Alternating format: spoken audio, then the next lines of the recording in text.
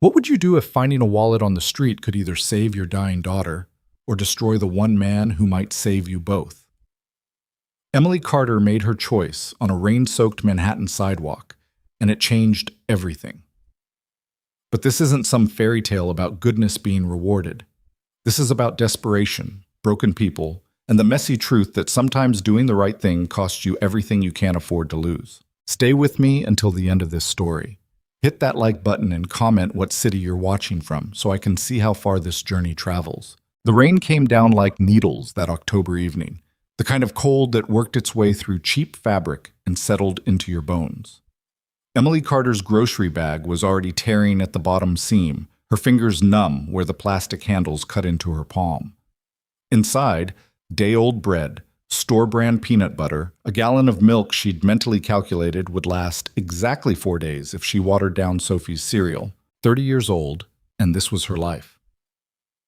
Mathematics of survival played on repeat in her head, rent due in 3 days, checking account showing $127.18, landlord who'd stopped accepting excuses 2 months ago. The light changed at Fifth Avenue. Emily stepped off the curb, and that's when she saw it. A black leather wallet, lying there in the gutter like someone had dropped a winning lottery ticket and walked away. She stopped. Her heart did something complicated in her chest, a stutter step between hope and fear. Around her, Manhattan kept moving. Taxi horns, the hiss of tires on wet pavement, a businessman shouldering past her with an irritated grunt, his Burberry coat leaving traces of expensive cologne in the rain. Emily looked around. No one was turning back, searching pockets with panic. No one was retracing steps. She bent down, picked it up. The leather was soft, butter soft, the kind that probably cost more than her monthly rent. She opened it with shaking fingers, telling herself she was just looking for identification. She was just trying to find the owner, but her eyes went straight to the cash. Bills, thick, crisp bills. Her breath caught. She counted without meaning to. 1,000, 2,000, 3,000. She stopped. Couldn't make herself keep counting because the number was already obscene, already more money than she'd seen in one place since before David died. Mom? Sophie's voice echoed in her memory. That morning, holding up her sneakers with the sole flapping loose. Can we fix these? Not asking for new ones, never asking for what they couldn't afford. 6 years old and already learning that wanting things was dangerous. Emily's hands were trembling now. She knew she should close the wallet, should find a phone number, return it, do the right thing like she'd been raised to do. But her mind was racing through possibilities like shuffling cards, rent paid, Sophie's shoes, the dentist appointment she'd canceled twice, the electric bill threatening disconnection, the prescription she'd been stretching by taking half doses. One decision, one moment, everything could change. She looked at the license. The face staring back belonged to a man in his 30s, strong jaw, dark hair, the kind of professional photo that costs money to take. The name underneath read, Nathaniel Alexander Hayes. The address was Upper East Side. Of course it was. Emily felt something bitter rise in her throat. This man probably spent more on lunch than she made in a week. Probably had so much money he wouldn't even miss what was in this wallet. Probably had insurance, credit cards, assistance to replace everything within an hour. She stood there in the rain, water running down her face, grocery bag cutting into her palm, and felt the weight of 3 years of grinding poverty pressing down like a physical thing. The light changed again. Someone bumped into her from behind. "Move it," a woman snapped. Emily stumbled forward, clutching the wallet. Her apartment was 6 blocks away. She could be home in 15 minutes. Could hide the wallet, hide the money, pretend she never found it. Who would know? Who would even care? Her phone buzzed in her pocket. She pulled it out with her free hand, awkward, nearly dropping the grocery bag. Text from Mrs. Chen, the neighbor who watched Sophie after school. Sophie says her throat hurts, feels warm. Might be fever. Emily's chest tightened. Sophie had been sick twice already this fall.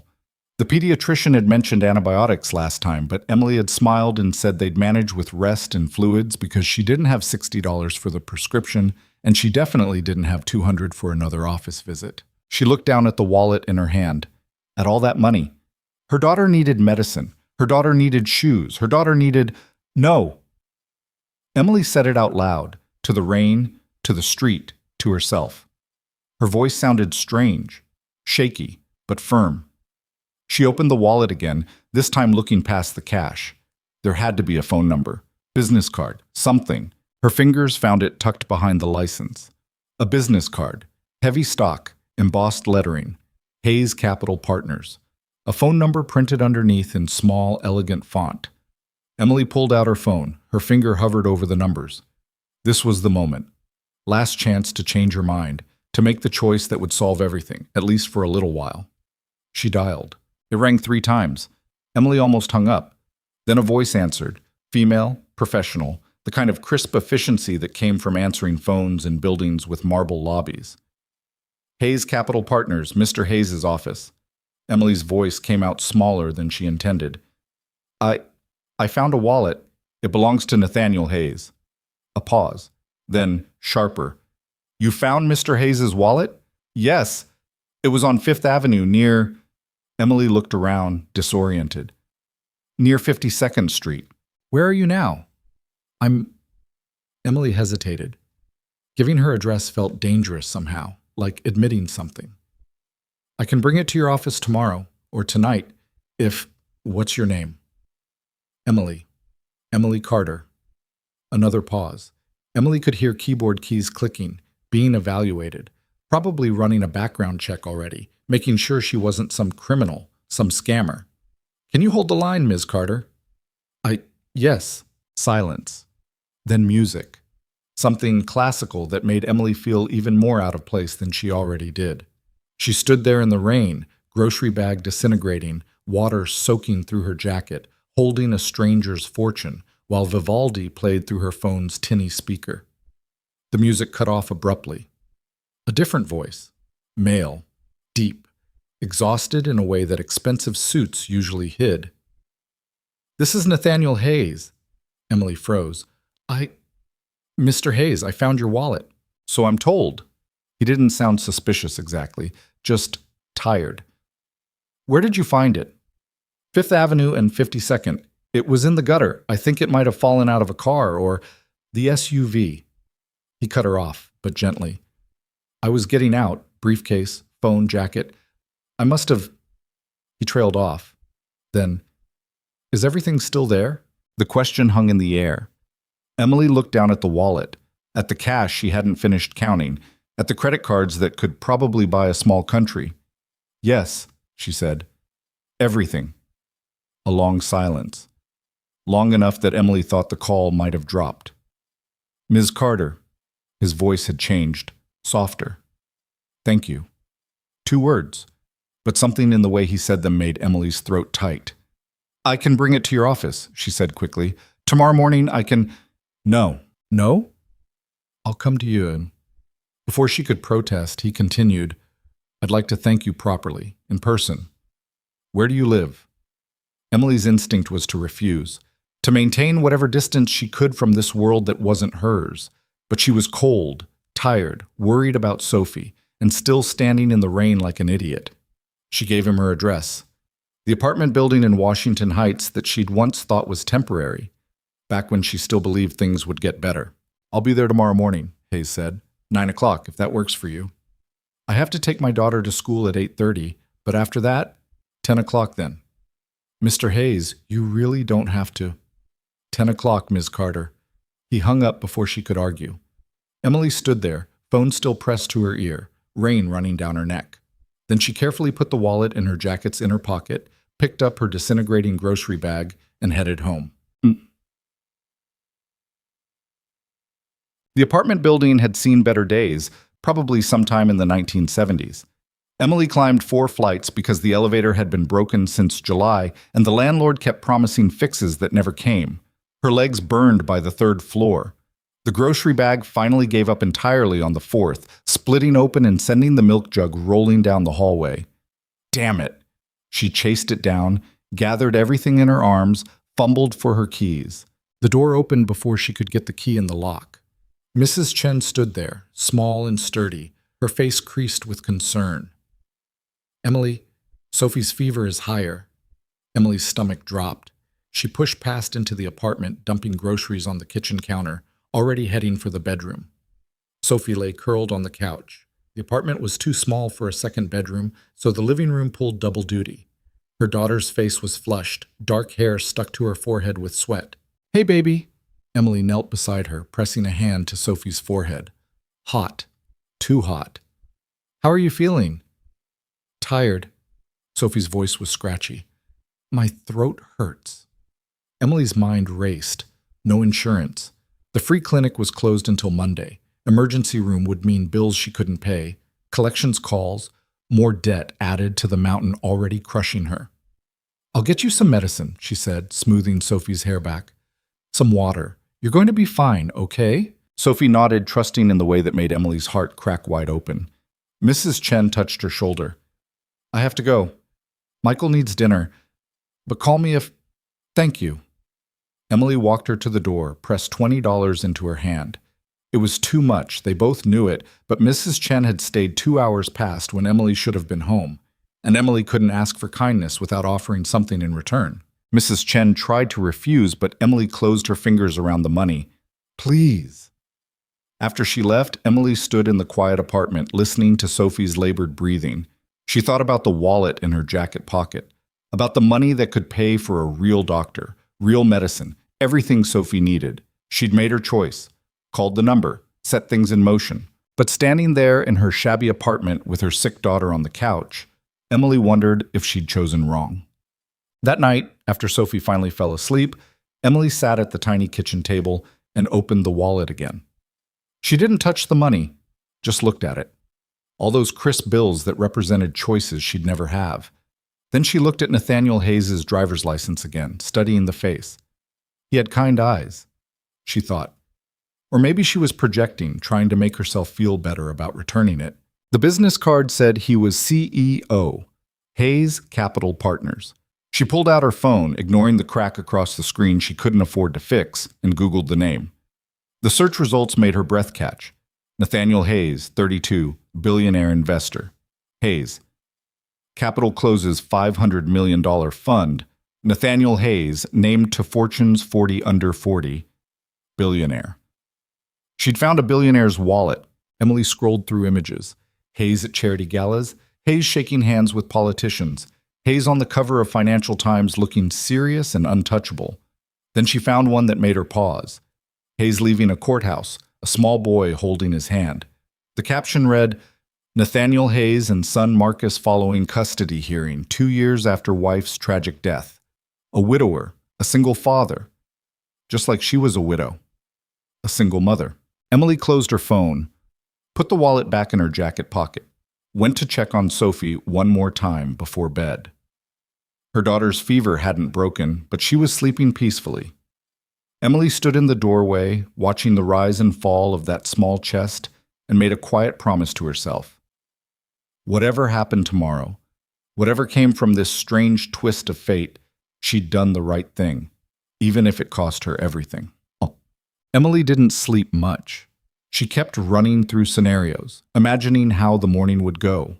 Would Hayes send an assistant after all? Would he show up in a suit that cost more than her car? Wait, she didn't have a car anymore, had sold it a year ago. Would he look around her apartment with barely concealed disdain? Would he hand her some generic thank you and leave? At 6 a.m., she gave up on sleep. Sophie's fever had broken sometime in the night, leaving her tired but better. Emily gave her Tylenol and water, made oatmeal they ate together on the couch while watching cartoons. No school today, baby. You need to rest. Sophie looked relieved. Can I stay with Mrs. Chen? I'll ask her. But when Emily knocked on Mrs. Chen's door at 8, the older woman took one look at her face and said, You look terrible. What's wrong? Nothing. Someone's coming over at 10 about the wallet I found. The wallet? Emily realized she hadn't explained. I found someone's wallet yesterday. I'm returning it this morning. Mrs. Chen's eyes narrowed. You kept it overnight? I called them right away. They're coming to pick it up. She hesitated. Can you watch Sophie for an hour? Her fever broke, but I don't want her going to school. Of course. Mrs. Chen took Sophie's hand, then lower. Emily, be careful. It's just a wallet. Nothing is ever just anything. At 9:45, Emily's apartment looked as presentable as she could make it. She'd picked up Sophie's toys, washed the dishes, hidden the stack of overdue bills, changed into her one good blouse, the navy one she wore to job interviews that never led anywhere, put on lipstick, then took it off because it felt like trying too hard, then put it back on because showing up looking half dead felt worse. The buzzer rang at exactly 10 o'clock. Emily pressed the intercom button. "Hello? Miss Carter." "It's Nathaniel Hayes." His voice sounded different through the static, closer somehow, more real. She buzzed him in, then spent the longest 90 seconds of her life waiting for him to climb 4 flights of stairs. The knock, when it came, was soft, polite. Emily opened the door. Nathaniel Hayes stood in her hallway, and he looked wrong. Not in a bad way, just wrong in the way that expensive things looked wrong in cheap places. His suit probably cost $5,000. His shoes were Italian leather. His watch caught the overhead light and gleamed, but his face was tired, really tired, the kind of exhaustion that lived in the bones. "Miss Carter," he held out his hand. Emily shook it. His palm was warm, his grip firm, but not crushing. "Mr. Hayes, come in." He stepped into her apartment, and Emily saw it through his eyes. The water stain on the ceiling, the secondhand furniture, the toys in the corner, the smallness of it all. Her cheeks burned. "I have your wallet," she said quickly, moving to get it from the counter. "Wait." She turned. Hayes was holding flowers. She hadn't even noticed them at first. Lilies, white and perfect and probably expensive. "I wanted to thank you properly," he said, offering them to her. Emily took them automatically, awkward, unsure where to put them. She didn't own a vase. You didn't have to. You could have kept it." Hayes's eyes met hers, and they were darker than they'd looked in the photos. Brown, with flecks of gold. "The wallet. The money. I would never have known. But I would have." The words came out before she could stop them. Honest, maybe too honest. Something shifted in Hayes's expression. "Can we sit?" Emily blinked. "Oh, yes, of course." She gestured to the couch, suddenly mortified that it was the same couch Sophie had been sweating on all night. "Can I get you something? Coffee? Tea? I think I have tea somewhere. Tea would be nice." She escaped to the kitchen, grateful for something to do with her hands. Put the kettle on.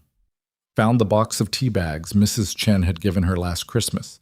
Realized she only had mismatched mugs. When she brought the tea out, Hayes was still standing. Looking at the photos on the wall, Emily and Sophie at Coney Island last summer, the two of them making snow angels last winter, Sophie's school picture from kindergarten. "Your daughter?" he asked. "Yes, Sophie." Emily handed him a mug. "She's 6. Hayes took the tea but didn't drink, just held it, looking at the photos. "Where's her father?" The question should have felt invasive. Somehow it didn't. "He died 3 years ago. Car accident." "I'm sorry." 2 words. The same 2 words everyone always said. But Hayes said them like he meant it, like he understood. Emily sat. After a moment, Hayes sat too, careful, like he was afraid the couch might break under him. "I lost my wife 4 years ago," he said quietly. "I have a son. Marcus. He's 7. The silence between them held weight. Emily finally remembered the wallet, retrieved it from the counter, handed it over. Hayes opened it, glanced through it without really looking, then closed it again. "Everything's there?" he asked. "Everything." "You didn't count the money?" Emily hesitated. "I counted some of it. Then I stopped." "Why?" "Because if I kept counting, I would know exactly what I was giving up." The truth slipped out, raw and unfiltered. And I already knew it was too much. Hayes looked at her for a long moment. "How much do you need?" Emily's face went hot. "What? You obviously need money. That's why you counted. That's why you stopped." He said it without judgment, just fact. "How much do you need?" I didn't return this for a reward." "I know. That's why I'm asking." Emily stood up, crossing her arms. "I don't want your money, Mr. Hayes." "Everyone wants money, Miss Carter. I want to earn it." The words came out harder than she intended. "I've been poor my whole life. I know what it's like to need things I can't have, but I won't." She took a breath. "I returned your wallet because it wasn't mine to keep. That's all." Hayes stood too. They faced each other across her tiny living room, and Emily expected him to look offended or dismissive. Instead, he looked thoughtful. "What did you do before?" he asked. "For work. Bookkeeping, accounting. I have an associate's degree, but Emily stopped. This felt too much like a job interview she hadn't asked for. "Why?" "Because you're smart." Hayes said it simply. "The way you just spoke about earning versus taking, the way you thought through the choice with the wallet, that's analytical thinking." "Mr. Hayes, do you have a resume?" Emily stared at him. "What?" "A resume. I'm hiring for a financial analyst position at Hayes Capital. The pay starts at $90,000 a year, full benefits, health insurance." He pulled out his phone. "I can have my assistant send you the details." 90,000. The number hit Emily like a physical blow. That was more than double what she'd made before Sophie was born. That was health insurance, stability, a life. "I can't," she heard herself say. "Why not?" "Because I'm not qualified, because I don't have a 4-year degree, because Emily gestured around the apartment. "Because this isn't my world. I don't belong in a place like Hayes Capital." Hayes's expression softened. 3 hours ago, I had given up on finding my wallet. I'd already canceled my cards, filed a police report, written it off as gone. Then my assistant told me some woman called from Washington Heights saying she found it on the street. He paused. "Do you know what I thought?" Emily shook her head. "I thought it was a scam. I thought you'd looked at my license, Googled my name, and were calling to extort money or publicity or something." He smiled, but it was tired. "I'm 32 years old, and I've already become so cynical that honest kindness seems impossible. I just did what anyone would do." "No, you didn't." Hayes looked at her directly. "Most people would have kept it, justified it 100 different ways. You had every reason to keep that money, and you still called." Emily didn't know what to say to that. "Come interview," Hayes said. "That's all I'm asking. Come see the office, meet the team. If you hate it, walk away. But give yourself the chance." "Why do you care?" "Because I need people like you." Hayes's voice was quiet, but firm. "People who understand what money actually means because they've lived without it. People who won't lie to me because they're afraid of losing their job. People who—" He trailed off, then started again. "The world I live in, Ms. Carter, is full of very smart people who've never had to make a real choice, and I've learned that makes them blind to certain things." Emily thought about Sophie, about the bills, about the future that always seemed just out of reach. She thought about the choice she'd made last night in the rain. "I'll think about it," she said finally. Hayes nodded, handed her a business card, different from the one in the wallet, this one with his direct number. "Call me. Tomorrow. This week. Whenever you're ready." He moved toward the door, then stopped, turned back. "Ms. Carter, Emily." He hesitated like he was about to say something important, then changed his mind. "Thank you. Really. For the wallet, yes, but also for this." He gestured vaguely at the apartment, the conversation, the morning. "For being honest." After he left, Emily stood in the middle of her apartment, holding the business card and the lilies, trying to make sense of what had just happened. Her phone buzzed. A text from an unknown number. Hayes, capital HR. "Mr. Hayes asked us to reach out regarding the financial analyst position. When would you be available for an initial interview?" Emily sat down on the couch, put her head in her hands, then she picked up her phone and typed, "Tomorrow afternoon works." She hit send before she could talk herself out of it. The rest of the day passed in a blur. Emily told Mrs. Chen about the job interview, trying to sound casual, like it was no big deal. Mrs. Chen just looked at her with those knowing eyes and said, "Sometimes heaven puts opportunity in your path. Don't be too proud to take it." That evening, after Sophie was in bed, Emily pulled out the old laptop that took 5 minutes to boot up. She spent hours researching Hayes Capital, reading about their investment strategy, their major deals, their corporate philosophy. Then she dug out her old resume, the one from before David died, before Sophie, before everything fell apart. It looked pathetic. 3 years of silence, part-time bookkeeping jobs that barely counted as work experience. She wanted to cry. Instead, she rewrote it. Honest about the gaps, but clear about her skills. uploaded it at midnight with a cover letter that she rewrote 7 times before finally hitting send. Sleep didn't come easy. She lay in the dark, listening to the sounds of the city through thin walls, and wondered if she was making a mistake. If she was reaching for something too far above her station. If Nathaniel Hayes had only offered out of guilt or pity or some billionaire's whim that would evaporate by morning. But when morning came, there was another text. Interview scheduled for Thursday, 2 p.m. Ask for Jennifer Park at reception, 3 days away. Emily spent them studying. She went to the library, couldn't afford internet at home, and read everything she could find about financial analysis, market trends, Hayes Capital's recent moves. She borrowed books on Excel, on financial modeling, on corporate structure. She studied while Sophie watched cartoons. She studied after Sophie fell asleep. She studied until her eyes burned and the words blurred together. Wednesday night, she laid out her interview outfit, the navy blouse. Black pants that were a little too loose now. She'd lost weight she couldn't afford to lose. Shoes she'd re-heeled herself because new ones weren't in the budget. She looked at herself in the bathroom mirror and saw a tired single mother playing dress-up in a world that would eat her alive. Stop it, she told her reflection. You're smart. You're capable. You can do this. Her reflection didn't look convinced. Oi, swai. Thursday arrived gray and cold, the kind of November day that promised winter.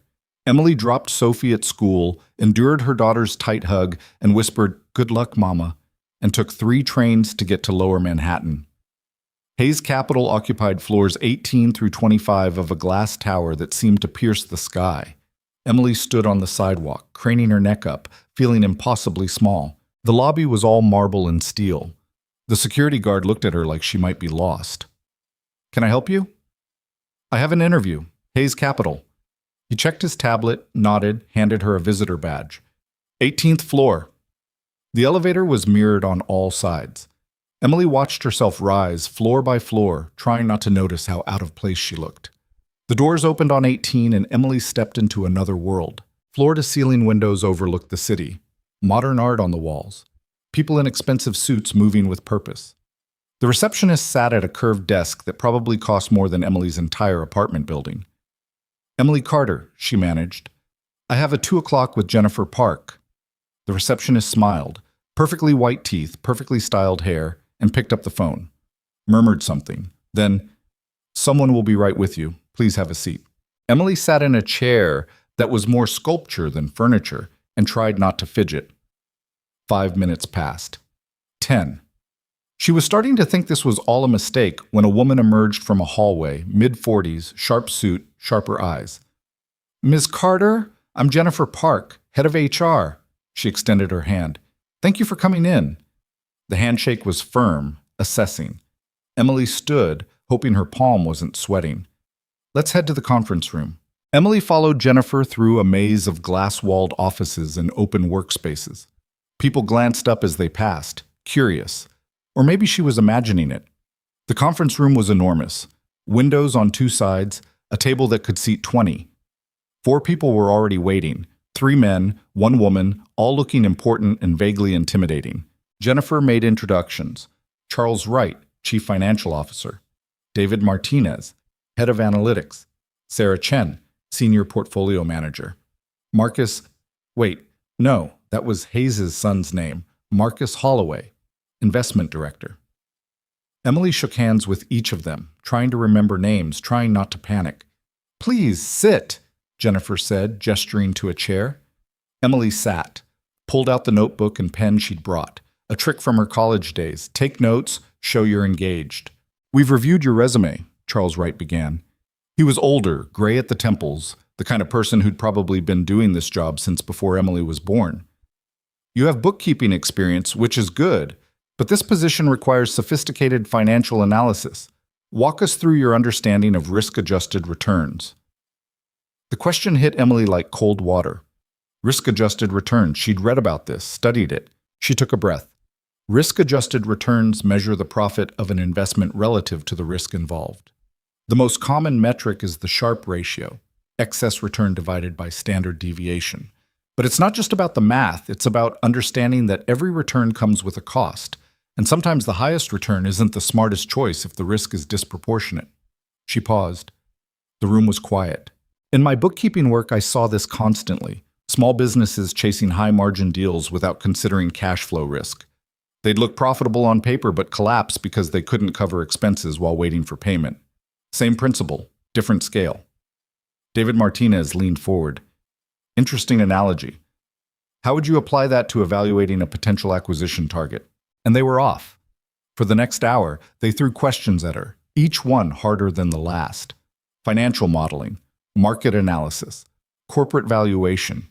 Emily answered what she could, admitted what she didn't know, asked clarifying questions when she needed to. Her shirt stuck to her back with sweat. Her hands shook slightly whenever she picked up her pen. But her mind stayed clear, focused, pulling from everything she'd learned over 3 frantic days and everything she'd lived through 3 hard years. Finally, Jennifer glanced at her watch. I think we're good here. Thank you, Miss Carter. We'll be in touch. Emily stood, shook hands again, let Jennifer walk her back to the elevator. In the mirrored walls, she looked exhausted. You did well, Jennifer said as they waited for the elevator. Better than you think. Thank you, Emily managed. The elevator doors opened. Emily stepped in, pressed the button for the lobby. Just before the doors closed, she saw him. Nathaniel Hayes, walking down the hallway toward the conference room. He caught her eye through the closing gap. He smiled. Then the door shut and Emily was alone, descending back to ground level, back to reality. She didn't expect to hear back quickly. These things took time. She knew that from the dozen other jobs she'd applied for over the past year, the ones that had sent polite rejection emails or, more often, no response at all. But Friday morning, her phone rang. Unknown number. Hello? Ms. Carter, it's Jennifer Park. Emily's heart stopped. Oh, hi. I'll cut to the chase. The team was impressed, very impressed. We'd like to offer you the position. The words didn't make sense at first. Emily sat down hard on her kitchen chair. I'm sorry, what? Financial analyst at Hayes Capital. Starting salary $90,000, full benefits package, 4 weeks PTO. When can you start? Emily's hands were shaking. Are you sure? The interview was just yesterday, and I don't have a 4-year degree, and Mr. Hayes has final say on all senior hires. He sat in on the interview remotely. Jennifer's voice softened slightly. He's very confident in you, Ms. Carter. Are you confident in yourself? Emily thought about Sophie, about the bills, about 3 years of scraping by and making do and surviving 1 month at a time. She thought about the wallet in the rain, about the choice she'd made. Yes, she said. Yes, I'm confident. Good. I'll email you the paperwork. Can you start Monday? Monday? Emily's mind raced. Yes. Monday works. After she hung up, Emily sat very still in her silent apartment. Then she put her head down on the kitchen table and cried, huge gasping sobs that shook her whole body. When she finally stopped, she called Mrs. Chen. Can you watch Sophie tomorrow? I need to buy work clothes. Mrs. Chen laughed, delighted. You got it? I got it. I told you, sometimes heaven puts opportunity in your path. That weekend, Emily spent money she didn't have yet on clothes she desperately needed. 2 blouses, 1 blazer, decent shoes. She stood in the thrift store dressing room, looking at herself in professional attire, and barely recognized the woman staring back. Monday morning, she dropped Sophie at school, took 3 trains to Lower Manhattan, and walked into Hayes Capital with her visitor badge that would soon be replaced by an employee ID. Jennifer met her in the lobby. Ready? Ready. And Emily Carter, 30-year-old widow and single mother from Washington Heights, stepped into her new life. She had no idea that everything was about to get much, much more complicated. The first week nearly broke her. Emily's desk was a glass-topped monolith on the 19th floor, positioned in an open workspace where everyone could see everyone else. No walls, no privacy, just exposure. Her computer had 3 monitors. She'd never worked with more than one, and the financial software loaded on it might as well have been written in ancient Greek. You'll get the hang of it, said the woman at the next desk. Her name was Lauren, mid-20s, Princeton graduate, according to the diploma Emily had glimpsed during introductions. It's intuitive once you understand the logic. Nothing about it felt intuitive. Emily spent her lunch breaks in the bathroom, watching YouTube tutorials on her phone, trying to decode software that everyone else seemed to navigate effortlessly. She stayed late every night, long after the office emptied, practicing models and formulas until her eyes burned. The subway ride home was a blur of exhaustion. Sophie would already be asleep at Mrs. Chen's, and Emily would carry her daughter's warm weight up 4 flights of stairs, tuck her in, then collapse on the couch with her laptop, studying more. By Thursday, she'd made her first major mistake. David Martinez had asked for a risk assessment on a potential healthcare investment. Emily had spent 6 hours building the model, checking her work 3 times, convinced she'd finally gotten something right. She submitted it at 4 p.m., feeling a tiny spark of pride. At 4:15, her phone rang. Internal line. "Emily, it's David. Can you come to my office?" Her stomach dropped. Of course. His office was glass-walled overlooking the trading floor. Through the windows, Emily could see the entire 19th floor watching as she walked the corridor of shame. David sat behind his desk, her report pulled up on his screen. He didn't look angry. Worse, he looked disappointed. "Walk me through your assumptions on the reimbursement rates," he said. Emily's mouth went dry. Reimbursement rates. She'd used the national average because she couldn't find specific data for the region in question. "I use CMS national averages," she said. "I couldn't locate regional breakdowns in the database. They're in the proprietary research folder, healthcare subfolder. Regional variations matter significantly in this sector." David turned his screen toward her. The numbers were different, very different, different enough that her entire conclusion was wrong. "I didn't know we had proprietary research," Emily said quietly. "Everyone knows that." "I didn't." David studied her for a long moment. "Emily, I'm going to be direct with you. This position has a steep learning curve. Most of our analysts come from top-tier MBA programs. They have years of finance experience. I don't know what Nathaniel saw in you, but if you can't keep up, this isn't going to work." The words hit like a slap. Emily felt her face burn. "I understand. Do you need more training? We can arrange—" "No." The word came out harder than she intended. "I'll figure it out." She left his office with her head high and her hands shaking. Made it back to her desk, opened the proprietary research folder she hadn't known existed, and started reading. Lauren glanced over. "You okay?" "Fine." "Martinez is tough, but he's fair. I said I'm fine." Emily wasn't fine. She was drowning, but she'd be damned if she'd let anyone see it. That night, she didn't leave until midnight. Rebuilt the entire model from scratch, using the correct data this time. Sent it to David with a brief note. "Revised analysis attached. Won't happen again." His response came at 6 the next morning. "Better. Much better." 2 words. But they felt like oxygen.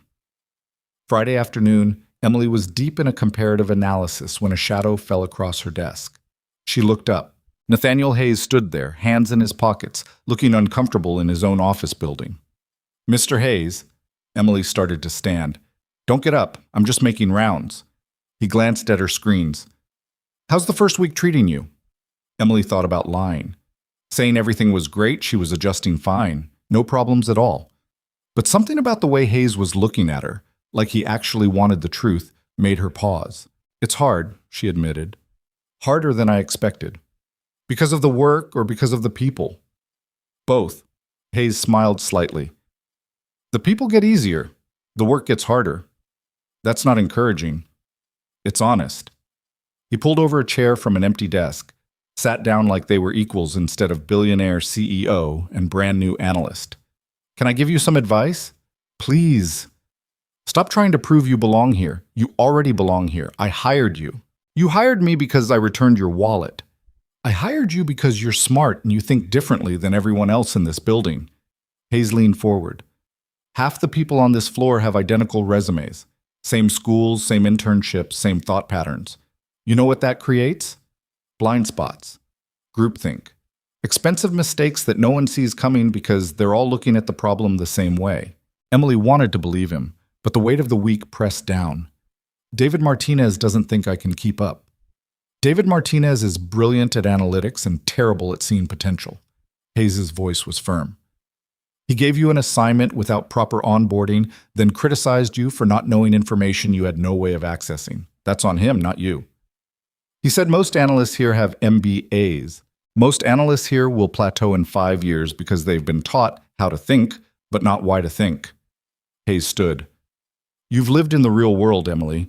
You understand what money means when you don't have it. That perspective is worth more than any degree. He walked away before she could respond, leaving her staring at her monitors with something fragile and dangerous growing in her chest. Hope. The next Monday, Emily arrived at 7 a.m. The office was nearly empty, just a handful of early risers and people who'd never left from the night before. She made coffee in the break room, claimed a conference room, and spread out everything she'd learned during her chaotic first week. By the time her coworkers started filtering in at 8:30, Emily had created a reference guide, every database, every folder, every shortcut and resource that no one had bothered to show her. She'd mapped it all out, organized it, made it make sense. She sent it to herself. Then on impulse, sent it to David Martinez with a note. Thought this might be useful for the next new hire. His response came 30 minutes later. This is excellent. I'm adding it to our onboarding materials. Thank you. Lauren appeared at Emily's desk around 10. Did you really send Martinez a training guide? Just some notes I made for myself. Everyone's talking about it. Apparently it's better than the official onboarding manual. Lauren grinned. You made HR look bad. I love it. Emily didn't know whether to feel proud or terrified. The days began to blur together. Emily learned the rhythms of Hayes Capital, the morning meetings where deals were discussed in rapid-fire shorthand, the afternoon quiet when everyone disappeared into analysis, the evening chaos when markets closed and positions needed reviewing. She learned who to ask for help and who to avoid. She learned which coffee shop had the fastest service and which subway entrance got her to the office 3 minutes faster. She learned to be invisible when she needed to be, and visible when it mattered. 3 weeks in, she caught her first real break. Sarah Chen, the senior portfolio manager, stopped by Emily's desk with a file folder. I need a second set of eyes on this. We're looking at a manufacturing company in Ohio. Solid financials, good management, but something feels off and I can't pinpoint it. Emily took the folder. Spent the afternoon going through balance sheets and cash flow statements. The numbers looked good, really good, almost suspiciously good. She dug deeper, requested additional documentation, found the annual reports from 3 years back before the company had started its aggressive expansion. And there it was. Buried in footnotes and accounting adjustments, they were capitalizing expenses that should have been written off immediately, making their profit margins look healthier than they actually were. Emily wrote up her findings, kept it factual, unemotional, took it to Sarah's office at 5 p.m. Sarah read it in silence, then looked up. You found this in one afternoon? It's a common tactic for companies trying to attract investors. Make the growth look organic when it's really accounting tricks. How did you know to look for it? Emily thought about the small businesses she'd worked with, the ones that had fudged their books to get loans they couldn't afford. I've seen it before. Smaller scale, but same principle. Sarah smiled, actually smiled. I'm presenting this to the investment committee tomorrow. I'll make sure they know it was your analysis. You don't have to. Yes, I do. Sarah's voice was firm. You just saved us from a very expensive mistake, Emily. Take the credit. The next morning, Emily sat in on her first investment committee meeting. The room was full of senior partners, people whose names appeared in financial publications.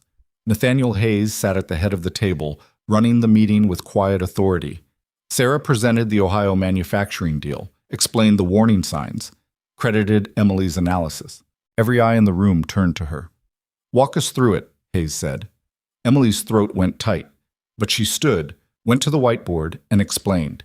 The accounting tricks, the red flags, the reason they should pass on the deal. Her hands shook slightly as she wrote numbers, but her voice stayed steady. When she finished, the room was quiet. Then Charles Wright, the CFO who'd grilled her in the interview, spoke up. That's sharp work, Carter. Very sharp. The committee voted unanimously to pass on the deal. 3 months later, that same manufacturing company collapsed when their accounting fraud became public. Hayes Capital avoided losing $40 million because Emily had spotted what everyone else missed. After that, things shifted. People started coming to her desk with questions. Not condescending questions, real ones. Lauren invited her to lunch with a group of analysts. David Martinez actually said good morning when he passed her in the hallway. But success brought new complications. November bled into December. The office transformed into something from a magazine spread, a massive Christmas tree in the lobby, tasteful decorations, a holiday party planned at some exclusive venue Emily had never heard of. The dress code was cocktail attire. Emily didn't own anything that qualified as cocktail attire. She stood in her apartment that Saturday, looking at her closet. The navy blouse she'd worn to death, black pants, work clothes, nothing appropriate for a party where everyone else would be wearing designer labels. Sophie appeared in the doorway. "Mama, what's wrong?" "Nothing, baby. Just trying to figure out what to wear to a work party." Sophie climbed onto the bed, thoughtful. Then she went to her piggy bank, a ceramic elephant Emily's mother had given her before she died. Sophie shook out coins and crumpled dollar bills. "You can use my money," Sophie said seriously, "for a pretty dress." Emily's throat closed. She pulled her daughter into her lap. "Baby, no. That's your money. But you need a dress." "I'll figure something out." That evening, Emily took the subway to a consignment shop in Brooklyn, found a black dress that fit well enough, marked down because of a small stain on the hem that she could hide. $35. Still more than she wanted to spend, but less than anywhere else. The night of the party, Mrs. Chen came over to watch Sophie. She took one look at Emily and shook her head. "You need jewelry and better shoes." "This is what I have." Mrs. Chen disappeared into her own apartment, came back with a pearl necklace. "My mother's. You borrow." "Mrs. Chen, I can't. You can. You will." She fastened it around Emily's neck. "There. Now you look like you belong." The party was at a rooftop venue in Tribeca. Emily arrived fashionably late because she'd been too nervous to show up on time. Stepped out of the elevator into a space that seemed designed to intimidate. Floor-to-ceiling windows, Manhattan glittering below. A bar serving cocktails that probably cost more than her dress. She grabbed a glass of wine for something to hold and tried to blend into the edges of the room. "Emily," Lauren waved from across the room, standing with a cluster of analysts. Emily made her way over, grateful for a familiar face. "You look great," Lauren said. "Is that vintage?" "Something like that." Emily sipped her wine. It was good, too good. She made a mental note to make it last all night. The group talked about work, about year-end bonuses, about vacation plans. Emily listened more than she spoke. These people were planning ski trips to Aspen, beach houses in the Hamptons. She was planning to keep her electricity on and maybe, if she was careful, buy Sophie a decent Christmas present. "Excuse me." She slipped away to the bathroom, needing a minute alone. The bathroom was as excessive as the rest of the venue. Marble everything, flowers, monogrammed hand towels. Emily leaned against the counter and took a breath. The door opened. A woman walked in, mid-30s, stunning in a way that took work and money. Her dress probably cost more than Emily made in a month. She glanced at Emily. "You're the new analyst everyone's talking about, the one who caught the Ohio fraud." "Emily Carter." She offered her hand. The woman shook it. Her grip was cold. "Rebecca Ashford, Senior Vice President." "Nice to meet you." Rebecca studied her reflection in the mirror, adjusting her hair. "How are you finding Hayes Capital? Must be quite an adjustment from—" She paused, letting the sentence hang. "Where did you work before?" "Bookkeeping. Small businesses mostly." "How interesting." Rebecca's smile didn't reach her eyes. "Nathaniel does love his charity cases." The words landed like a slap. Emily felt her face flush. "I was hired because I'm qualified." "Of course you were." Rebecca's tone said the opposite. "Just seems convenient, doesn't it? You return his wallet, suddenly you have a job you're not quite prepared for. People talk." "Let them talk." "Oh, they will, especially when you're invited to the partners' dinner next week. That's employees only, you know. Significant others aren't typically included." Rebecca's smile sharpened. "But I'm sure Nathaniel has his reasons." She left before Emily could respond. Emily stood there, hands gripping the marble counter, trying to breathe through the humiliation. Charity case. The words echoed. Was that what people thought? That she was here because Nathaniel Hayes felt sorry for her? She wanted to leave, walk out of the party, quit the job, go back to her small, safe life where at least she knew what to expect. Instead, she fixed her lipstick, straightened her borrowed necklace, and walked back into the party. Nathaniel Hayes was standing by the windows, talking with Charles Wright and another senior partner. He saw her across the room. Their eyes met. Emily looked away first. She made it through another hour of small talk and forced smiles before finally claiming exhaustion and slipping out early. The subway ride home was long and cold. She picked up Sophie from Mrs. Chen's, carried her sleeping daughter upstairs, and sat in the dark living room for a long time. Her phone buzzed. A text from an unknown number. "I saw you leave early. Everything okay?" NH. Emily stared at it. Somehow Hayes had gotten her personal number. Somehow he'd noticed her leaving. She should feel grateful for his concern. Instead, she felt exposed. She typed, "Fine, just tired. See you Monday." His response came quickly. "If Rebecca said something to you, ignore her. She's been passed over for promotion twice and takes it out on anyone she perceives as competition." So he had seen them in the bathroom. Or guessed. Or someone had told him. Emily didn't respond. Monday morning brought a surprise. A manila envelope on her desk with her name written in elegant script. Inside, a formal invitation to the annual partners' dinner. Black tie event. Guest of the CEO. Lauren appeared at Emily's shoulder. "Holy shit! You're his +1. I don't think it means..." "Emily, he's the CEO. Everything means something. We're not... There's nothing..." But Emily couldn't finish the sentence because she didn't know how to explain the strange relationship that had developed. Professional, but not quite. Personal, but not really. Something undefined that existed in the space between gratitude and genuine connection. "You need to be careful," Lauren said quietly. "Office romances are complicated. Office romances with the boss are career suicide." "It's not a romance." "Then what is it?" Emily didn't have an answer. That afternoon, she went to Nathaniel's office. His assistant waved her through without question, which felt significant. Hayes was on a phone call but gestured for her to sit. She waited, looking around the space. It was surprisingly sparse. Expensive furniture, yes, but minimal decoration. A single photo on his desk, a little boy with dark hair and his father's eyes. "Marcus." Hayes hung up. "Emily, what can I do for you?" "The invitation to the partners' dinner." She set it on his desk. "I can't accept." "Why not?" "Because people already think I'm here because you feel sorry for me. Because showing up as your date will just confirm their suspicions." "It's not a date. It's a professional courtesy. I invite a different team member every year." "Do you really?" Hayes hesitated. "No, but I should have been. And I'm starting now." "Nathaniel. When did you start calling me Nathaniel?" Emily blinked. She had, she realized. Somewhere along the way, in her head at least, he'd stopped being Mr. Hayes. "I shouldn't have. I'm sorry." "Don't be. I prefer it." He leaned back in his chair. "Come to the dinner, Emily. Not as my date. As my colleague. As someone whose perspective I value." "Why me?" "Because you'll tell me the truth. About what you see, what you think, what you notice. Everyone else at that dinner will be performing, trying to impress me or outmaneuver each other. You'll just observe and be honest." He paused. "I need that. More than you know." Emily thought about Rebecca's cold smile, about Lauren's warning, about the careful line she'd been walking since the moment she accepted this job. "One condition," she said. "Name it. Stop treating me differently than anyone else here. No special invitations, no checking in on me. If I fail, let me fail on my own merit. If I succeed, let me succeed the same way." Nathaniel studied her for a long moment. "You think I'm giving you an unfair advantage."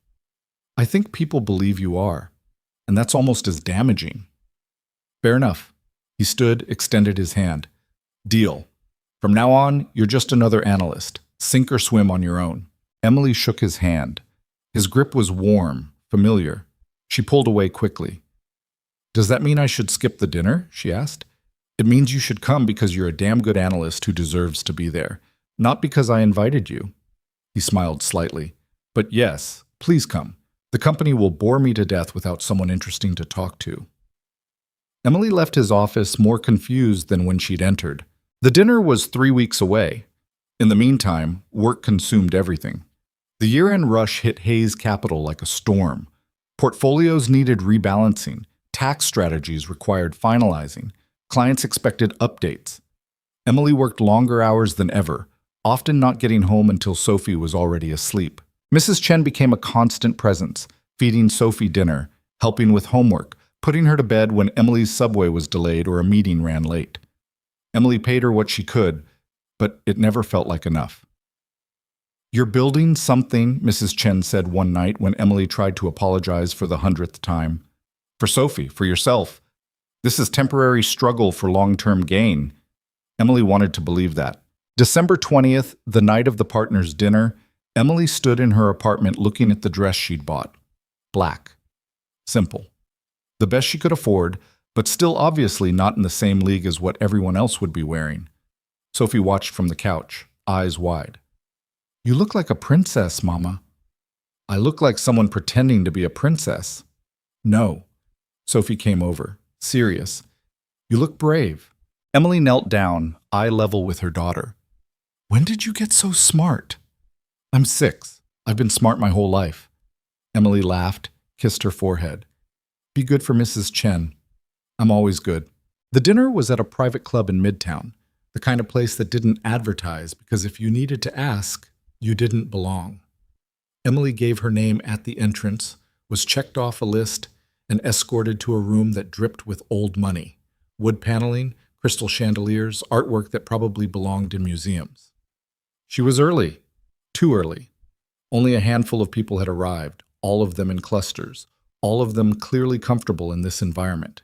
Emily headed for the bar, ordered wine, tried to look like she had a reason to be there. "Emily?" She turned. Nathaniel Hayes stood behind her, and she forgot how to breathe for a second. He was in a tuxedo. Of course he was. But seeing him like this, polished, powerful, every inch the billionaire, reminded her of the distance between their worlds. "You came," he said. "You invited me. You look—" He paused. "You look lovely. You look uncomfortable." He laughed, actually laughed. "I hate these things. Necessary evil. Then why host one? Tradition. Expectations. The same reason we do most things we don't want to do." He gestured to the room filling with people. "Come on, let me introduce you around before everyone gets too drunk to remember your name." The next 2 hours were a blur. Hayes walked Emily through the room, introducing her to partners and major clients. She shook hands, made small talk, tried to remember names and faces. Some people were warm.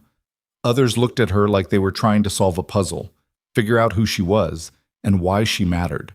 Dinner was at a long table, seated with careful political calculation. Emily found herself between a senior partner named Gregory and his wife, Catherine. They were polite but distant, the kind of people who'd perfected the art of conversation that said nothing. Across the table, Hayes was flanked by Charles Wright and Rebecca Ashford. Emily watched Rebecca lean in close, touching Nathaniel's arm as she spoke, laughing at something he said, performing, just like he'd predicted. The food was exquisite and Emily could barely taste it. After dinner, people drifted into smaller groups. Emily found herself near the windows, looking out at Manhattan's glowing grid, when Hayes appeared beside her. "Surviving?" he asked quietly. "Barely." "You're doing fine. Better than fine." He followed her gaze out the window. "When I first started attending these dinners, I was terrified, convinced everyone could tell I didn't belong." "You built this company. Of course you belong." "I built it from nothing. These people," he gestured to the room, "half of them come from money, real money, old money. They look at me and see someone who got lucky." Emily looked at him, surprised. "I didn't know that." "Most people don't. I've gotten very good at hiding where I came from." He smiled, but it was sad. "My father was a mechanic. My mother cleaned houses. I went to state school on scholarships and loans I'm still paying off." "But you're a billionaire." "Now.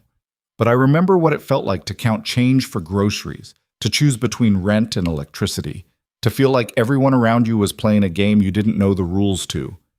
He met her eyes. "That's why I hired you, Emily. Not charity, recognition." Before she could respond, Rebecca appeared. "Nathaniel, sorry to interrupt, but Senator Crawford wants to speak with you about the infrastructure bill." "Of course." Hayes turned to Emily. "Will you excuse me?" She nodded, watched him walk away, Rebecca's hand on his elbow, guiding him like she owned him. Emily left shortly after, claiming an early morning. No one tried to stop her. The subway ride home was empty, the car rattling through dark tunnels. Emily leaned her head against the window and tried to make sense of the evening, of Hayes's confession, of the way her chest tightened when Rebecca touched his arm. She was falling for him. The realization hit like cold water. Somewhere between the wallet and the job offer and the quiet conversations, she'd started caring about Nathaniel Hayes in a way that was absolutely, catastrophically stupid. He was her boss, a billionaire, a man who lived in a world she was only visiting, and she was a single mother barely keeping her head above water, with a daughter depending on her and a job she couldn't afford to lose. This couldn't happen. Emily got home just before midnight. Mrs. Chen had fallen asleep on the couch. Emily woke her gently, paid her for the evening, waited until she was safely in her own apartment before checking on Sophie. Her daughter was sprawled across the bed, one arm thrown over her head, completely at peace. Emily sat beside her in the dark and made herself a promise. She would focus on the work, excel at her job, provide for Sophie, build the life they deserved, and she would stop thinking about Nathaniel Hayes as anything other than her employer. It was a good plan. It lasted exactly 4 days. Christmas Eve fell on a Tuesday that year, which meant Hayes Capital closed early. Emily worked until 3, finished year-end reports that could have waited until January, but gave her an excuse to avoid thinking about the holiday. Sophie was spending the day with Mrs. Chen, making cookies and watching movies, safe and happy, and oblivious to her mother's careful budgeting that had produced exactly 3 presents under their small plastic tree. Emily was packing up her desk when her computer pinged. Internal message from Nathaniel Hayes. My office, please. Her stomach dropped. Getting summoned on Christmas Eve couldn't be good. She grabbed her notebook, tried to think of what she might have done wrong, and headed upstairs to the executive floor. Hayes's assistant had already left for the day. The floor was quiet, most offices dark. Emily knocked on his door. Come in. He was standing by the window, jacket off, tie loosened, looking at the city below. Not like a CEO, just like a tired man at the end of a long year. You wanted to see me? Emily stayed near the door, professional distance. Hayes turned. Close the door. She did, her heart picking up speed. I need to show you something, he said, and I need you to tell me if I'm losing my mind. He gestured to his desk where financial reports were spread across the surface like a crime scene. Emily moved closer, recognizing Hayes Capital's internal accounting documents. What am I looking at? Third quarter reconciliation. Victor Lang handled it personally. Hayes pointed to a column of numbers. Notice anything? Emily studied the figures. At first glance, everything looked normal. Then she started comparing line items to the source documentation Hayes had pulled up on his computer screen. The numbers didn't match. Small discrepancies. A few thousand here, 10,000 there. Easy to miss if you weren't looking carefully. But they were there, consistent, following a pattern. These transfers, Emily said slowly, tracing a line with her finger. They're being routed through a subsidiary account before hitting the main fund. Why? That's what I'm trying to figure out. Who's Victor Lang? Hayes's jaw tightened. My business partner. We started this company together 8 years ago. He's CFO, my closest friend. He paused. Or I thought he was. Emily pulled over a chair, sat down without asking permission, and started going through the documents methodically. Hayes watched in silence as she worked, making notes, cross-referencing accounts, building a timeline. An hour passed. Then another. Emily, it's Christmas Eve. You should go home. Give me 10 more minutes. She found it buried in an expense report from September. A payment to a consulting firm she didn't recognize. Large enough to notice, small enough to justify. She Googled the company name. No website, no public records, just a P.O. box registration in Delaware. This consulting firm, she said, have they done any actual work for Hayes Capital? Nathaniel leaned over her shoulder, close enough that she could smell his cologne. I've never heard of them, but the payment was approved by Victor Lang. Emily pulled up more reports, searching for the company name. Found 3 more payments over the past 6 months, each one just under the threshold that would require board approval. How much total? Emily did the math. 240,000. That son of a bitch. Hayes's voice was quiet, but fury ran underneath like electrical current. He's skimming. We need more evidence before we can say that for certain. This could be legitimate. It's not. Hayes straightened, running a hand through his hair. I know Victor. I know how he thinks. If he's hiding payments, he's stealing. Emily looked up at him. Why are you showing me this? Why not take it to Charles or the legal team? Because I don't know who else might be involved. Victor's been here from the beginning. He has relationships with everyone, access to everything. Hayes met her eyes. You're the only person in this building I'm certain I can trust. The weight of that statement settled between them. What do you need me to do? Emily asked. Help me build the case. Quietly. No one can know what we're looking for. He paused. Can you do that? On top of your regular work? Emily thought about Sophie waiting at home, about the careful balance she'd been maintaining, about all the reasons she should say no. Yes, she said. I can do that. They worked until almost 7, Emily taking detailed notes while Hayes explained the company's financial structure and where Victor would have the access to manipulate records. By the time they finished, Emily had a roadmap for the investigation. I should go, she said finally, gathering her things.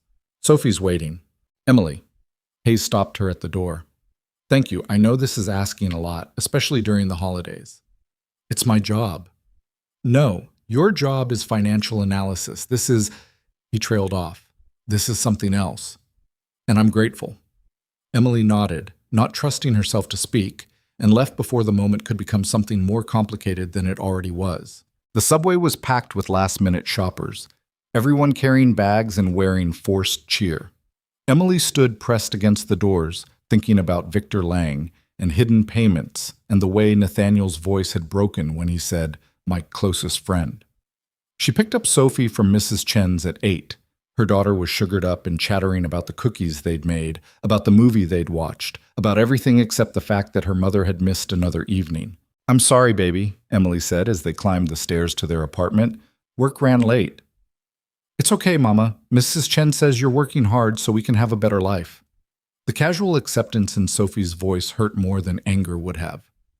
They spent Christmas morning on the couch, Sophie delighting over her 3 carefully chosen presents, while Emily drank coffee and tried not to calculate how many more Christmases would look exactly like this. Small, careful, never quite enough. Her phone buzzed around noon, text from Nathaniel. Merry Christmas. Hope you and Sophie are having a good day. Emily stared at it. Wondered if he was alone in his penthouse with Marcus, if his Christmas felt as hollow as hers did abundant. She typed back, Merry Christmas. We are. Hope you and Marcus are too. His response came quickly. He's with his grandparents this week. I'm working. Of course he was. Emily looked at Sophie, now building an elaborate fort with the new block Santa had brought, and made a decision she'd probably regret. You shouldn't be alone on Christmas. Want to come over for leftover takeout? It's not fancy, but it's food. She hit send before she could overthink it. 3 dots appeared. Disappeared. Appeared again. Are you sure? We're watching cartoons and eating Chinese food from yesterday. No pressure. What's your address again? Emily sent it, then looked around her apartment with fresh panic. It was clean but shabby, small but lived in, exactly the kind of place that would remind Nathaniel Hayes of the massive gap between their lives. Too late now. He arrived an hour later wearing jeans and a sweater that probably cost more than her couch, but at least wasn't a suit. He looked younger like this, more human. Sophie stared at him from behind Emily's legs. Sophie, this is Mr. Hayes. He's Mama's boss. You can call me Nathaniel, he said, crouching down to her level. Is that a fort? Sophie nodded, shy. Can I see it? She took his hand, impossibly trusting, and led him to her block creation. Nathaniel sat on the floor without hesitation, listening seriously as Sophie explained the architecture. Emily stood in her tiny kitchen, reheating Chinese food and watching a billionaire play blocks with her daughter, and felt something dangerous shift in her chest. They ate on the couch, paper plates because Emily's actual dishes were mismatched and chipped. Nathaniel didn't seem to notice or care. He asked Sophie about school, about her favorite subjects, about the fort's defensive capabilities. He made her laugh, made her comfortable, made Emily realize how long it had been since Sophie had a man in her life who paid attention like this. After lunch, Sophie fell asleep on the couch, worn out from excitement and sugar. Emily covered her with a blanket, then sat in the armchair across from Nathaniel. Thank you for coming, she said quietly. Thank you for inviting me. He looked at Sophie. She's great. Smart kid. She is. Looks like you. Emily felt her cheeks warm. She has her father's stubbornness. I'm sorry. About your husband. Nathaniel's voice was gentle. What happened? Emily hadn't talked about David in months, but something about the day, about the unexpected intimacy of Nathaniel sitting in her living room, made the words come easier. Drunk driver. David was on his way home from work. Never saw it coming. She looked down at her hands. Sophie was 3. She barely remembers him now. Sometimes she'll see a photo and ask questions, but mostly, she trailed off. Marcus doesn't remember his mother at all, Nathaniel said. She died when he was 2. Cancer, fast and brutal. He leaned forward, elbows on his knees. I think that's harder somehow, having nothing to hold on to. How do you do it? Balance everything? Badly. He smiled without humor. I have nannies and housekeepers and people who manage every aspect of Marcus's life. I see him for an hour in the morning and maybe 2 hours at night if I'm lucky. His grandparents take him most weekends because I'm working. I'm giving him everything except what he actually needs. Which is? A parent who's present, who knows his teachers' names and what his favorite lunch is and whether he's scared of the dark. Nathaniel rubbed his face. I'm failing him, every single day. Emily had never heard him sound like this. Vulnerable, raw. You're doing your best, she said. That's all any of us can do. Is it enough? I don't know. I ask myself the same question every night. They sat in silence for a while, watching Sophie sleep, both of them trapped in the same impossible equation of parenthood and survival, and never quite measuring up. I should go, Nathaniel said eventually. Let you have your evening. Emily walked him to the door. He paused in the threshold. Emily, what I asked you to do. The investigation into Victor. You can say no. It's not fair to put that on you. I already said yes. You can change your mind. She looked at him, really looked, saw the exhaustion and worry and betrayal he was carrying, saw the man underneath the billionaire. I'm not going to change my mind, she said. We'll figure this out. Something passed between them. Understanding, trust, something more that neither of them was ready to name. After he left, Emily stood in her quiet apartment and tried to convince herself she hadn't just made everything infinitely more complicated. The investigation became her shadow life. By day, Emily performed her regular duties, analyzing deals, building models, attending meetings. By night, after Sophie was asleep, she dug through Hayes Capital's financial records, looking for the thread that would unravel Victor Lang's deception. She found it 3 weeks into January. The consulting firm was a shell company, registered to an offshore account that traced back to Victor's brother-in-law. The payments weren't consulting fees, they were theft, dressed up in corporate paperwork and hidden in plain sight. But that was just the beginning. Emily followed the money further, stayed up until 3 a.m. on a Tuesday cross-referencing accounts, and discovered something worse. Victor wasn't just stealing, he was manipulating fund performance, showing clients inflated returns while pocketing the difference. Small enough amounts that individual clients wouldn't notice, but across hundreds of accounts, it added up to millions. She documented everything, built spreadsheets, created timelines, gathered evidence that would hold up in court. On a Friday in late January, Emily walked into Nathaniel's office with a folder that would destroy his oldest friendship. He knew before she said anything. You found something. Yes. How bad? Emily set the folder on his desk. Bad. He's been doing this for at least 2 years, maybe longer. Nathaniel opened it, read in silence. His face went pale, then red, then carefully blank. $6 million, he said finally. He stole $6 million. That we can prove. There might be more. From our clients. From people who trusted us. Nathaniel stood, paced to the window. I'm going to kill him. You're going to fire him and press charges. After I kill him. Emily almost smiled. We need to do this carefully. He has relationships with major clients. If we handle this wrong, it could tank the company.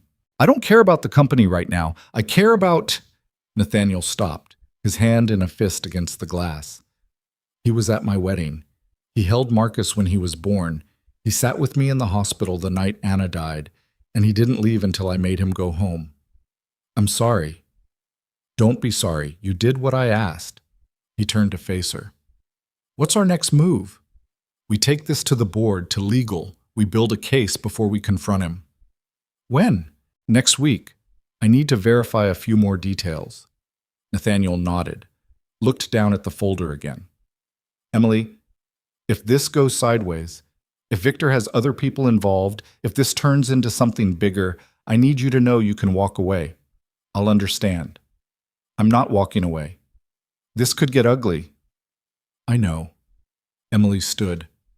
I also know you need someone in your corner who isn't afraid of the mess. That's me. He looked at her like he was seeing something new. Why are you doing this? Because I care about you, Emily thought.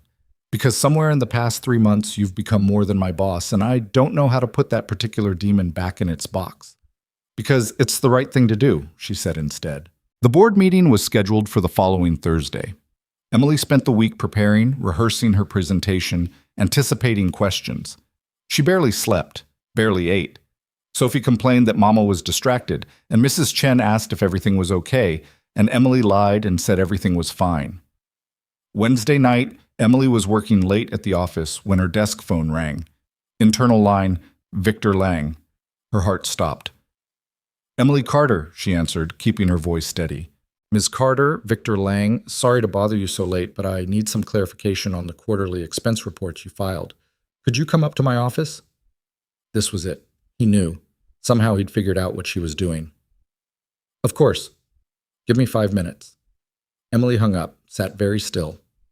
Then she called Nathaniel's cell. He answered on the first ring. Emily? Victor just called me to his office. He wants to discuss expense reports. Silence. Then, don't go alone. I'm coming back. You don't need to be... I'm 10 minutes away. Wait for me. He hung up before she could argue. Emily waited, watching the clock. Her hands were shaking. She made them stop. Nathaniel arrived in 9 minutes, still in his coat from outside. Ready? No. Good. That means you're smart. He started toward the elevator. Let me do the talking. Victor's office was on the 20th floor, corner space with views and artwork, and all the trappings of success built on lies.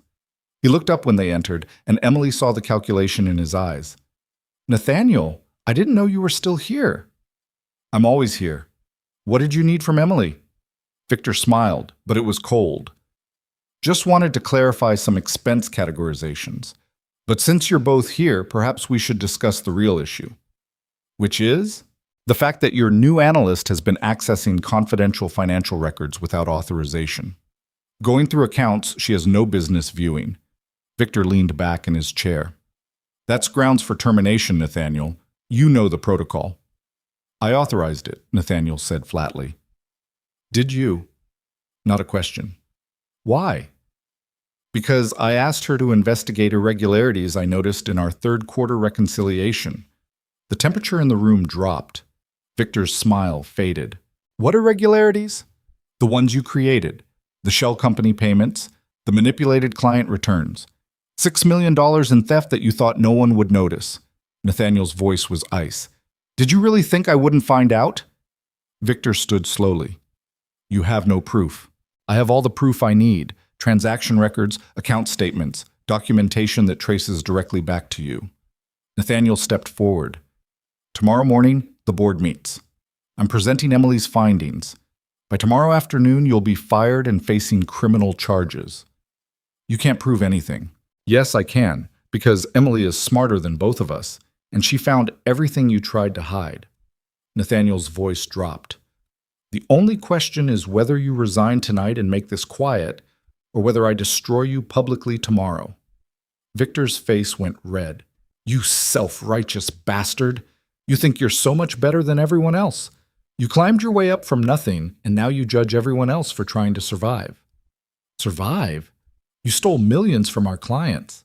Our clients are billionaires who won't even notice. They have more money than they could spend in 10 lifetimes while people like... He gestured sharply at Emily. While people like her are breaking themselves to get by. The system is rigged, Nathaniel.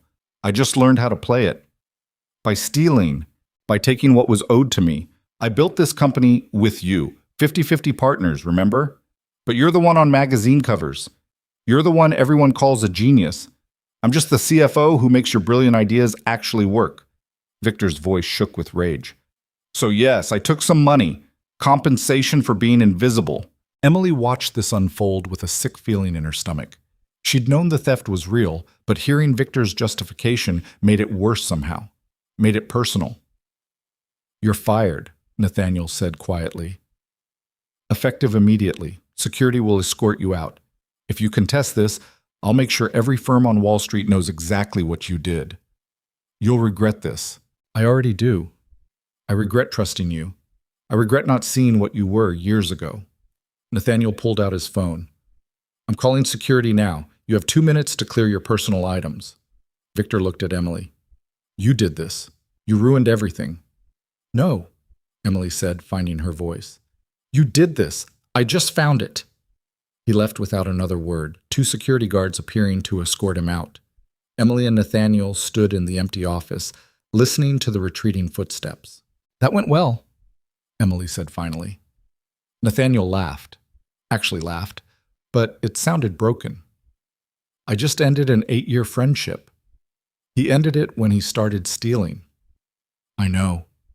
Nathaniel sank into Victor's chair, looking lost. Doesn't make it hurt less. Emily moved closer, put her hand on his shoulder without thinking. I'm sorry. He covered her hand with his. His palm was warm.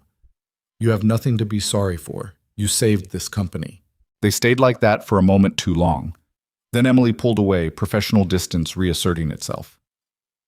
I should go home. Sophie's with Mrs. Chen and it's late.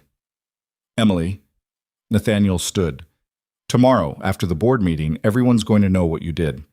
You'll be famous in this building, probably famous in the industry, the analyst who caught a multi-million-dollar fraud. I don't want to be famous. I know, but it's coming anyway. He paused. Are you ready for that? Emily thought about Rebecca Ashford's cold smile, about Lauren's warnings, about all the ways this could complicate her carefully constructed life. No, she said honestly, but I did what needed to be done. The rest I'll figure out as I go. The board meeting the next morning was brutal. Emily presented her findings to a room full of powerful men and women who looked at her with varying degrees of shock, respect, and suspicion. Charles Wright asked pointed questions. Sarah Chen looked impressed. The company's lead attorney took copious notes. When it was over, the board voted unanimously to terminate Victor Lang and pursue criminal charges. Emily walked out of that conference room knowing everything had changed. By noon, the entire office knew. People stopped talking when she walked by. Some looked at her with admiration, others with wariness. She'd proven she could find secrets, and everyone had secrets. Lauren appeared at her desk around 3. You're trending. What?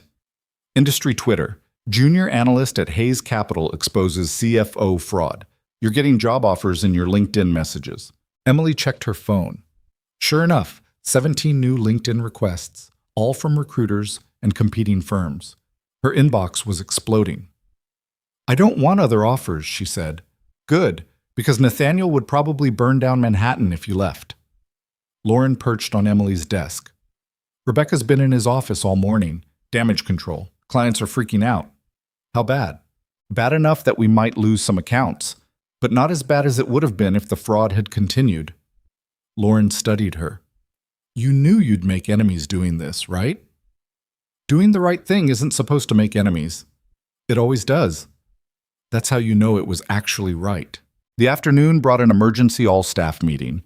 Nathaniel stood at the front of the room and addressed the company with the kind of leadership that reminded Emily why he'd built an empire from nothing. By now you've all heard about Victor Lang's termination. I want to be clear. Hayes Capital has zero tolerance for fraud. We've already contacted affected clients and are implementing new oversight measures. This company's reputation was built on trust, and I will do whatever it takes to maintain that trust.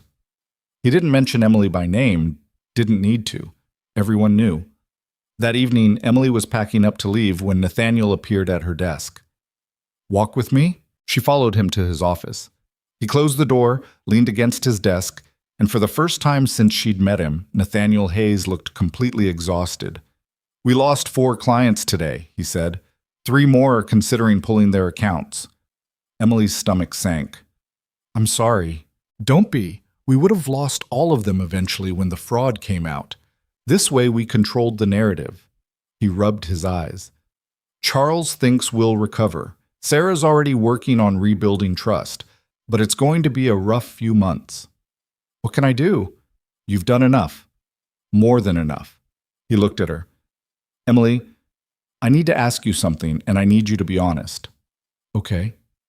Why did you really help me with this? The truth. Emily could lie. Should lie. Keep it professional and safe. Instead, she told the truth. Because you asked me to. Because I knew it mattered to you. Because somewhere in the past 4 months, you stopped being just my boss and became... She trailed off, unsure how to finish. Became what? Someone I care about, she said quietly. Someone whose happiness matters to me in a way it probably shouldn't. The silence stretched. Then Nathaniel crossed the space between them in 2 steps and kissed her. Emily's first thought was that this was a mistake. Her second thought was that she didn't care. She kissed him back, her hands finding his shoulders, his arms wrapping around her waist, and for one perfect moment the world narrowed to just this. The pressure of his mouth against hers, the solid warmth of his body, the way her heart was trying to escape her chest. He pulled back first, breathing hard. I'm sorry. I shouldn't have... Don't apologize. Emily, I'm your boss. This is complicated, I know. She stepped back, trying to find air. But it's also real. Whatever this is between us, it's real. Nathaniel ran his hand through his hair, the gesture familiar now. I don't know how to do this, navigate this. Since Anna died, we don't have to figure it out right now. Yes, we do. Because if we're doing this, we're doing it right. No hiding, no sneaking around. His voice was firm. I won't make you the subject of office gossip. What are you suggesting? I'm suggesting we see where this goes. Carefully. Honestly. He reached for her hand. But first, I need to know if that's what you want. Because once we cross this line, Emily, there's no going back. Emily thought about all the reasons to say no. The power dynamic, the office politics, the risk to her career, to Sophie's stability, to everything she'd worked so hard to build.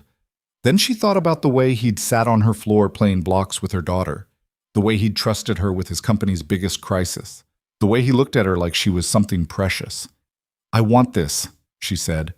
Whatever this becomes, I want to try. Nathaniel smiled, really smiled. Okay then, okay. He kissed her again, gentler this time, like a promise instead of a question. Emily left his office 20 minutes later, her lips still tingling, her heart still racing, knowing she'd just walked off the edge of something that would either save her or destroy her completely. They kept it quiet for exactly 9 days. Not secret, like Nathaniel had promised. Just private. Emily still worked at her desk on 19, still attended meetings and filed reports, and acted like the world hadn't tilted on its axis. Nathaniel still ran the company, still dealt with the fallout from Victor's termination, still kept professional distance during office hours. But 3 evenings that week, after Sophie was asleep and Mrs. Chen had gone home, Emily's phone would buzz with a simple text. You awake? And she'd grab her jacket and meet him at a quiet restaurant in Brooklyn where no one from their world would think to look. They'd sit in corner booths and talk about everything except work, about Marcus's struggles with math homework and Sophie's newfound obsession with dinosaurs, about Nathaniel's childhood in Cleveland and Emily's in the Bronx, about Anna and David and the strange guilt that came with moving forward when the people you'd loved were frozen in the past. On the 9th day, Rebecca Ashford walked past Emily's desk and dropped a tabloid magazine on her keyboard. The cover photo showed Nathaniel leaving a restaurant, Emily visible through the window behind him.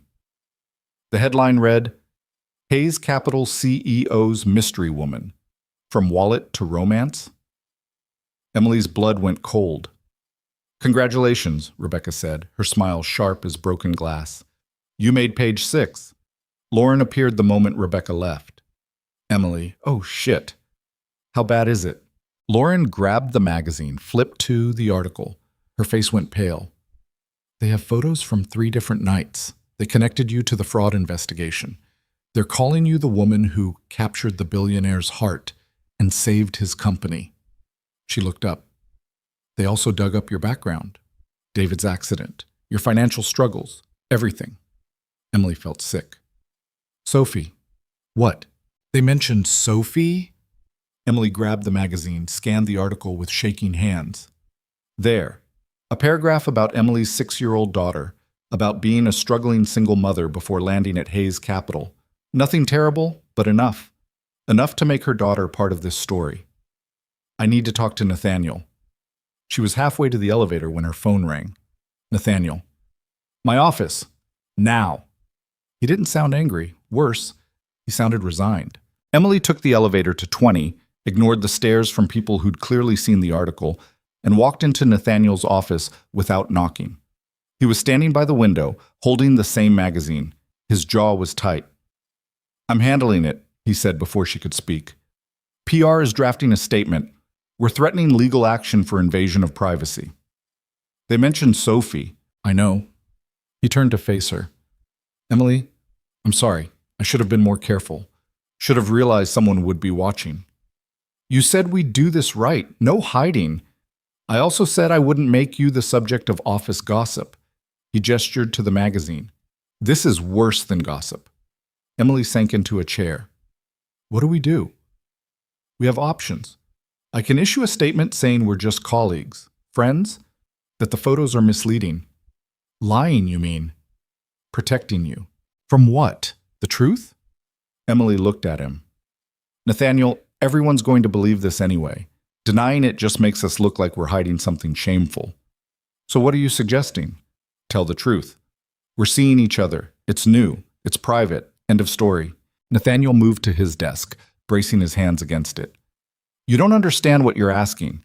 Once we confirm this publicly, every aspect of your life becomes fair game. Reporters will follow you.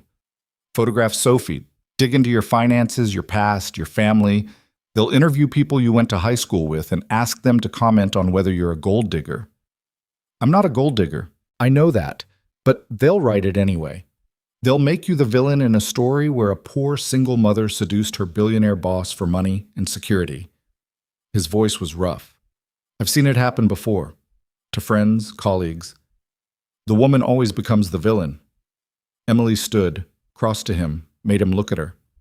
I'm not ashamed of this, she said quietly. Of us. Are you? No, but I'm terrified of what it'll cost you.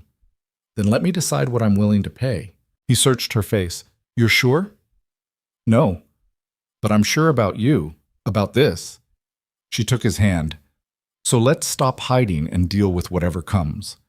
Nathaniel pulled her close, pressed his forehead against hers. You're braver than I am. I'm really not. I'm just tired of being afraid. The statement went out at noon. Brief, professional. Nathaniel Hayes and Emily Carter have recently begun a personal relationship. We ask for privacy as we navigate this new development. No further comments at this time. The internet exploded. Emily's phone became unusable within an hour. Texts from reporters, calls from unknown numbers, LinkedIn messages from people she'd never met wanting to congratulate her. Her Instagram, which she'd barely used, suddenly had 2,000 new followers. Lauren appeared at her desk around 2. You need to go home. There are photographers outside. You're joking. I wish I was. 3 of them, waiting to get a shot of you leaving the building. Emily put her head in her hands. This is insane. This is dating a billionaire. Lauren's voice softened. For what it's worth, I think he's lucky. You're good for him. Tell that to the internet. She checked Twitter against her better judgment. The takes ranged from supportive to vicious. Some people thought it was romantic, the return of the wallet leading to true love. Others thought Emily was a calculated social climber who'd manipulated her way into Nathaniel's life. The worst comments focused on her appearance, her background, her worth compared to his late wife. Emily closed the app before she could read more. Nathaniel's assistant called around 4. Mr. Hayes has arranged a car to take you home. It's waiting in the garage.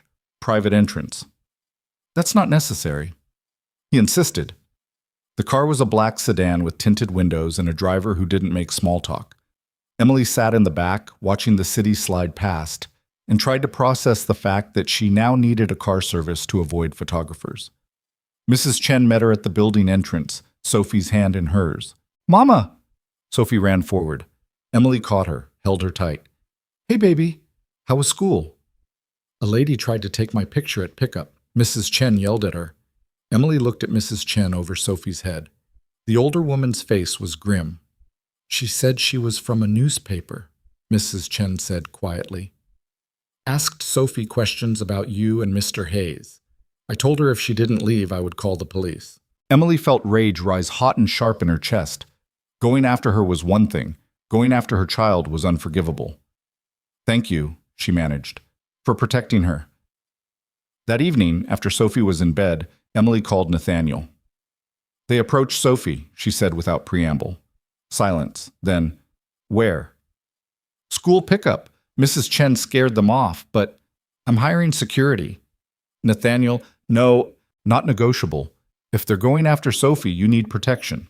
His voice was steel. I'm sending someone tomorrow morning. He'll stay at a distance, but he'll be there, for both of you. This is too much. This is my fault. Let me fix it. Emily wanted to argue, but the thought of someone approaching Sophie again made the decision easy. Okay, she said, but I'm paying him back. Emily, I mean it. This is a loan. I'll pay you back. He sighed. You're the most stubborn woman I've ever met. You say that like it's a bad thing. It's not. It's one of the things He stopped, started again. It's one of the things I admire about you. The almost confession hung in the air between them. Nathaniel, Emily said softly, what are we doing? I don't know, but I don't want to stop. Me neither. They stayed on the phone for another hour, talking about nothing and everything until Emily's eyes were heavy and her heart felt lighter than it had all day. The security appeared the next morning as promised. A quiet man in his 50s named James, who looked like someone's accountant but moved like former military. He kept his distance, but Emily knew he was there, and somehow that made the photographers outside her building less terrifying. Work became surreal. People treated Emily differently now, some with newfound respect, others with thinly veiled resentment. The CFO position was still vacant after Victor's termination, and rumors circulated that Emily was being considered despite having been at the company less than 3 months. That's not happening, she told Lauren during lunch. I'm not qualified. You caught a multi-million-dollar fraud. You're more qualified than half the people applying. I'm also dating the CEO, which disqualifies me from any promotion. Does it, though? Or does everyone just assume it does? Emily didn't have an answer for that. February brought Valentine's Day, which Emily had been dreading. But Nathaniel surprised her by keeping it simple. Dinner at her apartment after Sophie was asleep, takeout from a place that didn't require reservations or photographers, conversation on the couch that stretched past midnight. I got you something, he said, pulling out a small box. Emily's stomach dropped. Nathaniel, if that's jewelry, it's not. He handed it over. Open it. Inside was a keychain, simple, silver, with a small engraved plate. For the woman who returned my wallet and changed my life. Emily felt tears prick her eyes. This is perfect. I wanted to get you diamonds. Rebecca said that's what you do for Valentine's Day. But that felt wrong somehow. He took her hand. You're not a diamonds person. You're a practical keychain person who actually uses what she's given. I love it. She kissed him, soft and grateful. Thank you. There's one more thing. He pulled out an envelope. 2 tickets to the Natural History Museum. Next Saturday. I thought maybe Sophie would like the dinosaur exhibit. Emily stared at the tickets. You want to meet Sophie? Like officially? I want to be part of your life. That includes your daughter. He looked nervous, which was strangely endearing. Unless it's too soon. I don't want to push. It's not too soon. Emily smiled. She'll love it. Fair warning, though, she'll talk your ear off about Triceratops facts. I can handle that. The museum trip was chaos in the best way. Sophie was initially shy around Nathaniel, hiding behind Emily's legs, but within 20 minutes she was holding his hand and dragging him from exhibit to exhibit, explaining dinosaur classifications with the authority of a 6-year-old expert. Nathaniel listened seriously, asked questions, lifted Sophie up to see displays she couldn't reach, bought her a stuffed pterodactyl from the gift shop despite Emily's protests. You're spoiling her, Emily said as they left. That's kind of the point. He shifted Sophie to his other hip. She'd gotten tired and he'd offered to carry her without being asked. Besides, Marcus is with his grandparents this weekend. I needed my dinosaur fix. When do I get to meet Marcus? The question slipped out before Emily could stop it. Nathaniel's expression shifted. Soon. I just need to figure out how to explain this to him first. Explain what? That I'm seeing someone. He's 7. He doesn't remember his mother. The idea of me with another woman is going to be confusing. I understand. Do you? Because I need you to know this isn't about hiding you. It's about protecting him. Emily reached for his free hand. I know, and I'm not pushing, whenever you're ready. But the conversation left a weight between them that hadn't been there before. 2 weeks later, Emily got called to HR. Jennifer Park's face was professionally neutral as she gestured to a chair. This is a difficult conversation, Jennifer began. And I want to be clear that you're not in trouble. Then why am I here? There have been complaints from employees who feel that your relationship with Mr. Hayes creates an unfair advantage. Questions about whether your recent promotion to senior analyst was merit-based or influenced by personal factors. Emily's face went hot. I earned that promotion. I know you did. Your work speaks for itself. But perception matters, Emily. And right now, the perception is problematic. What are you suggesting? Jennifer folded her hands on her desk. We have a few options.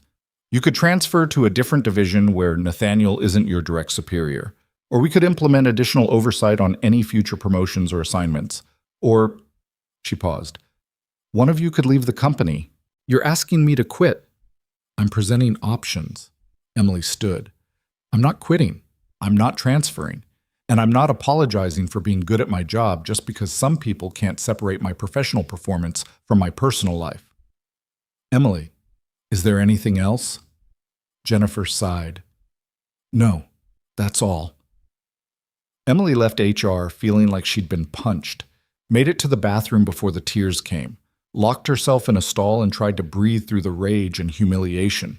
Her phone buzzed, text from Nathaniel. My office, now. She washed her face, fixed her makeup, and took the elevator to 20. Nathaniel was pacing when she entered. Jennifer just told me about the meeting. Did she also tell you she suggested I quit? She suggested options. There's a difference. Is there? Emily crossed her arms. Because from where I'm standing, it sounds like the company would prefer I didn't exist. That's not true. Then what is true? That my relationship with you has made my job impossible? That everything I accomplish will be attributed to sleeping with the boss? That I'll never be taken seriously here? Nathaniel moved toward her. Emily, don't. She held up a hand. I need you to be honest with me. If we continue, what does my career look like? Because I can't survive on being your girlfriend. I need to be able to support Sophie, to advance on my own merit, to have a future that isn't dependent on whether or not we're together. The words hung between them, sharp and necessary. You're right, Nathaniel said finally. This isn't sustainable. Not like this. Emily's heart sank. What are you saying? I'm saying I need to remove myself from the equation. I've been thinking about it for weeks, and there's only one solution. He took a breath.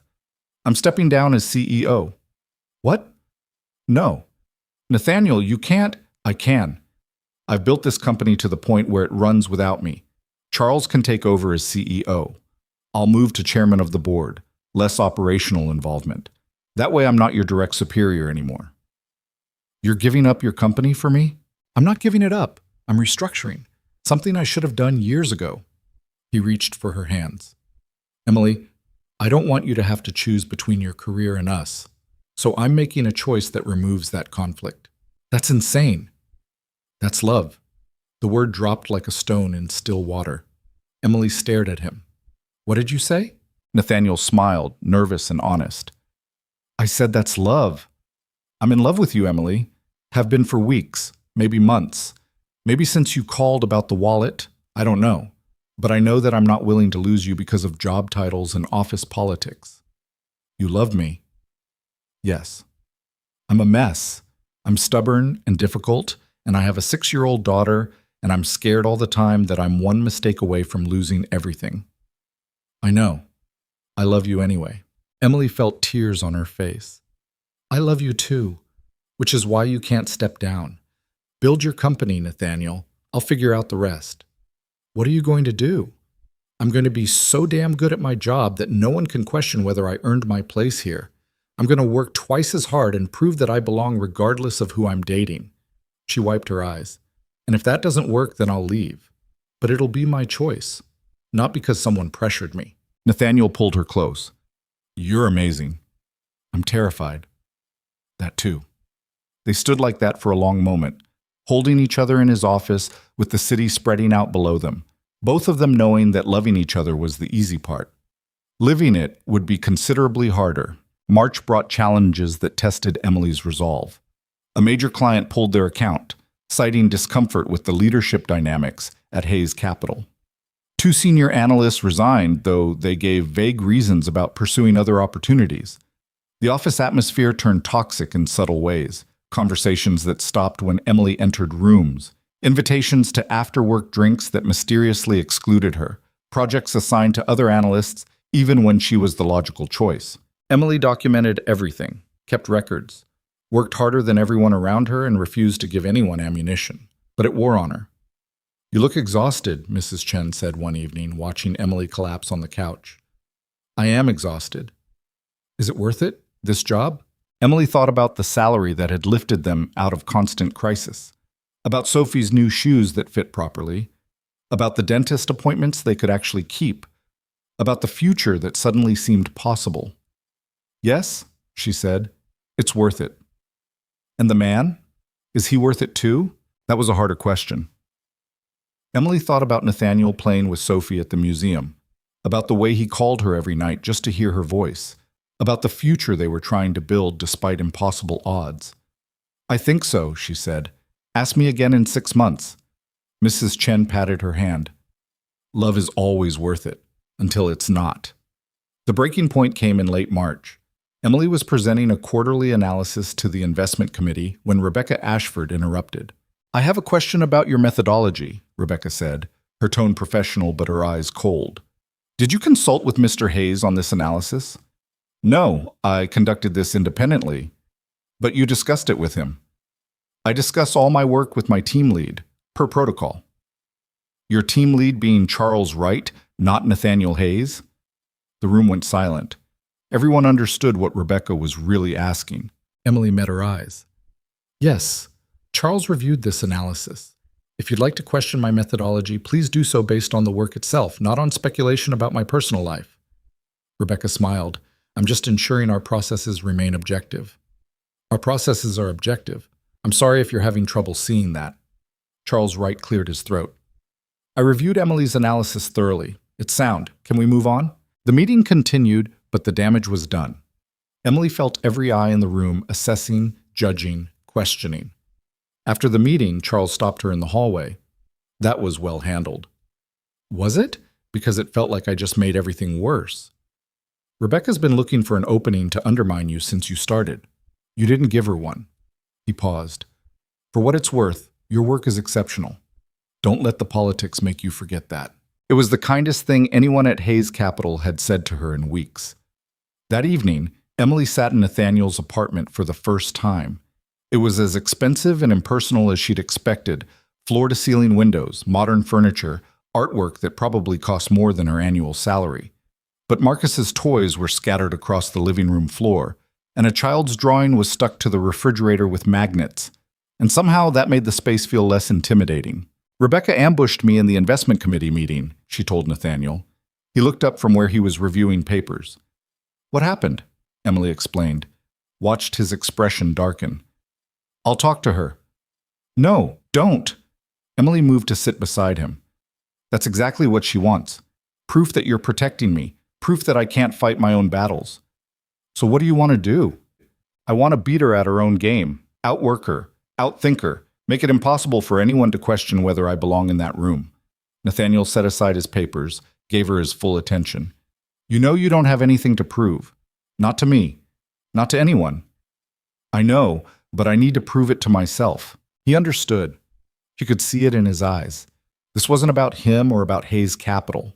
This was about Emily reclaiming something that 3 years of poverty and struggle had taken from her, the belief that she was capable of extraordinary things.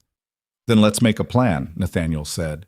They spent the next hour strategizing, identifying projects where Emily could demonstrate her value, mapping out professional development opportunities, building a case for her next promotion that would be so airtight that even Rebecca couldn't argue against it. It felt good. Working together like this, partners instead of just lovers. Around 10, Emily stood to leave. I should get home. Sophie's probably wondering where I am. Stay, Nathaniel said. What? Stay tonight. Sophie's with Mrs. Chen, right? You said she's sleeping over there because you had a late meeting. Yes, but... So stay. Have breakfast with Marcus and me in the morning. Let me show you that part of my life. Emily hesitated. This felt like a threshold. Meeting Marcus casually at a museum was one thing. Spending the night and having breakfast like a family was something else entirely. Are you sure he's ready for that? I told him about you last week. He's curious. Keeps asking when he can meet Sophie's mom.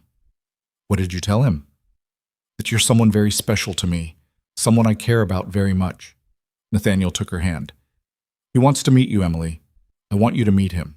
Please. She stayed. Marcus appeared at 7 a.m., padding into the kitchen in dinosaur pajamas, with his dark hair sticking up in all directions.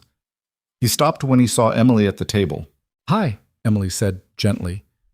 You must be Marcus. He nodded, shy, and went straight to Nathaniel. His father picked him up, whispered something in his ear. Marcus looked at Emily. Dad says you have a daughter who likes dinosaurs too. I do. Her name is Sophie. She's 6. I'm 7. That means I'm older. It does. Can I teach her stuff about dinosaurs because I know a lot? Emily smiled. I think she'd really like that. Marcus warmed up over pancakes that Nathaniel made with surprising competence.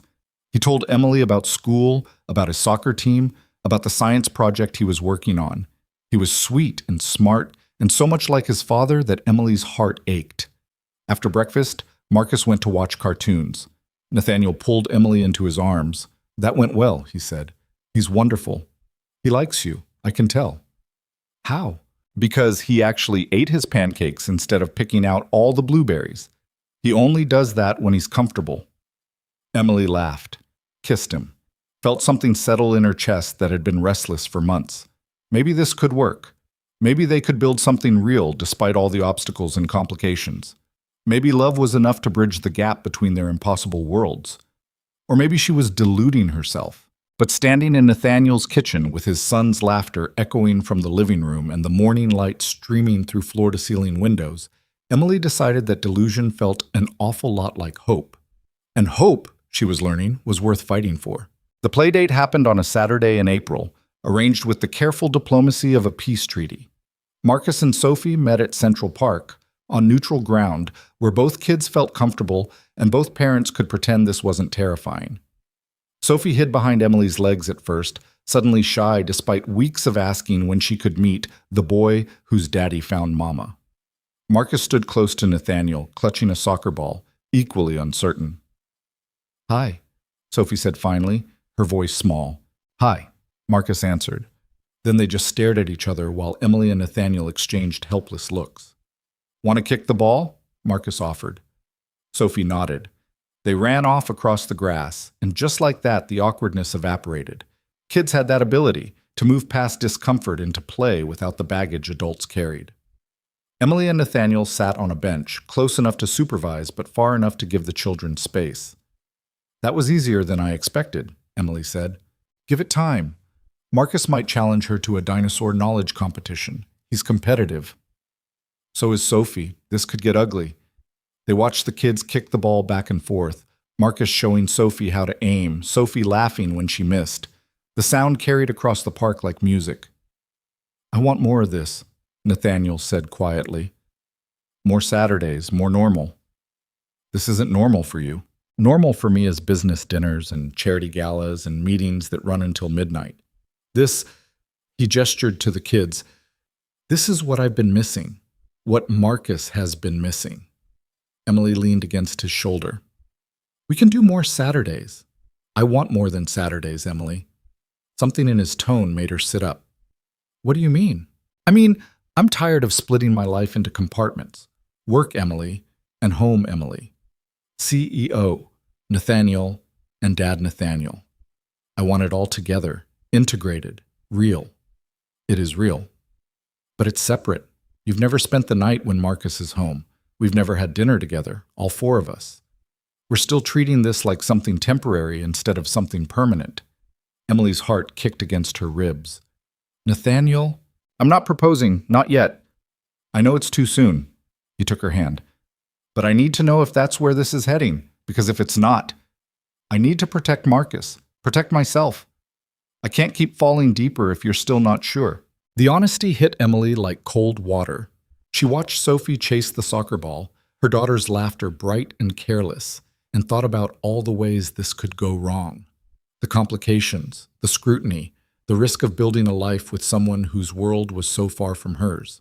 But she also thought about the way Nathaniel looked at her like she was the best thing that had ever happened to him, the way he listened to Sophie's rambling stories with genuine interest, the way he'd restructured his entire company to protect her career, the way he made her believe that maybe, just maybe, she deserved extraordinary things. It's heading there, she said quietly. Scares the hell out of me, but it's heading there. Nathaniel pulled her close, kissed her temple. Good. Because I bought a ring 3 weeks ago and I've been carrying it around like an idiot, waiting for the right moment. Emily jerked back. You what? Too much? Nathaniel, we've been together for 3 months. 4. And I've known I wanted to marry you since Christmas. He smiled at her expression. I'm not asking today. I'm just telling you the ring exists. For when we're ready, both of us. Emily didn't know whether to laugh or cry. You're insane. Probably. Is that a deal breaker? No, but we're doing this slow. Meeting each other's families slow, making sure the kids are comfortable slow, building something that lasts slow. I can do slow. Can you, though? He considered. I can try to do slow. Good enough. They spent the rest of the afternoon at the park, the 4 of them together for the first time as something resembling a family. They got ice cream that dripped down Sophie's chin and Marcus's shirt. They played on the playground, Nathaniel pushing both kids on the swings, while Emily took pictures on her phone that she'd look at later and marvel at. They walked home as the sun set, Marcus and Sophie running ahead, already thick as thieves. Same time next week? Nathaniel asked as they parted ways at the subway. Same time next week, Emily agreed. But the following Tuesday, everything fell apart. Emily was at her desk when her phone rang. Unknown number. She almost didn't answer, still wary of reporters, but something made her pick up. Ms. Carter, this is Linda Brennan from the New York Department of Education. Emily's stomach dropped. Is Sophie okay? Sophie is fine, but there's been an incident at school. We need you to come in immediately. 20 minutes later, Emily was sitting in the principal's office with her daughter beside her, both of them facing Principal Morrison's tight expression. Sophie has been talking about Nathaniel Hayes at school, Morrison said, telling other children that her mother is dating a billionaire. Some parents have expressed concerns. Emily felt her face flush. Concerns about what? About the attention this brings to our school. We've already had one photographer attempt to enter the building claiming to be a parent. The other children are asking questions, creating disruption. So you're blaming Sophie for talking about her life? I'm explaining that this situation is problematic. Several parents have suggested that perhaps a private school might be more appropriate for Sophie's current circumstances.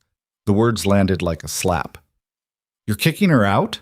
We're suggesting that a different environment might better suit her needs. Emily stood, pulled Sophie up with her. Her needs? She's 6. Her needs are to go to school without being punished because her mother's personal life makes people uncomfortable. Ms. Carter, please understand. No. You understand. My daughter has done nothing wrong. If parents have problems with photographers, call the police. If other kids have questions, teach them about boundaries. But don't you dare make Sophie feel like she's the problem. She left before Morrison could respond, Sophie's small hand tight in hers. In the hallway, Emily leaned against the wall and tried to breathe through the rage. This was what Nathaniel had warned her about, the cost of being visible. But knowing it intellectually and experiencing it were completely different things. Mama? Sophie's voice was small. Are you mad at me? Emily knelt down, eye level with her daughter. No, baby, I'm not mad at you, not at all. Principal Morrison said I shouldn't talk about Nathaniel. Principal Morrison is wrong. You can talk about anyone in your life who's important to you. Emily smoothed Sophie's hair back. But some people are going to be weird about it, because Nathaniel has a lot of money, and that makes people act strange. Why? I don't know, because people are complicated and sometimes they're not very nice. Sophie thought about this. I like Nathaniel and Marcus. Can we still see them? Of course we can. Good. Marcus is teaching me about soccer. Emily hugged her daughter tight, breathing in the smell of her shampoo, and made a decision. She called Nathaniel from the subway. Emily? What's wrong? She told him about the school meeting, heard his sharp intake of breath. I'll call my attorney. We can fight this. No, we're not fighting. Emily, I'm transferring her to a school that can handle this. A private school. The words tasted bitter but necessary. I can't afford it on my salary, but I have savings. I'll figure it out. Let me pay for it. No. Emily, this is happening because of me. Let me fix it. This is happening because people are terrible. And I won't let Sophie suffer because I'm too proud to accept help. She took a breath. But I'm not making her change schools so we can keep dating. I'm doing it because she deserves better than what that school is offering. So if you want to help me find somewhere good, somewhere she'll be happy. Okay, Nathaniel said quietly. Okay, I'll make some calls.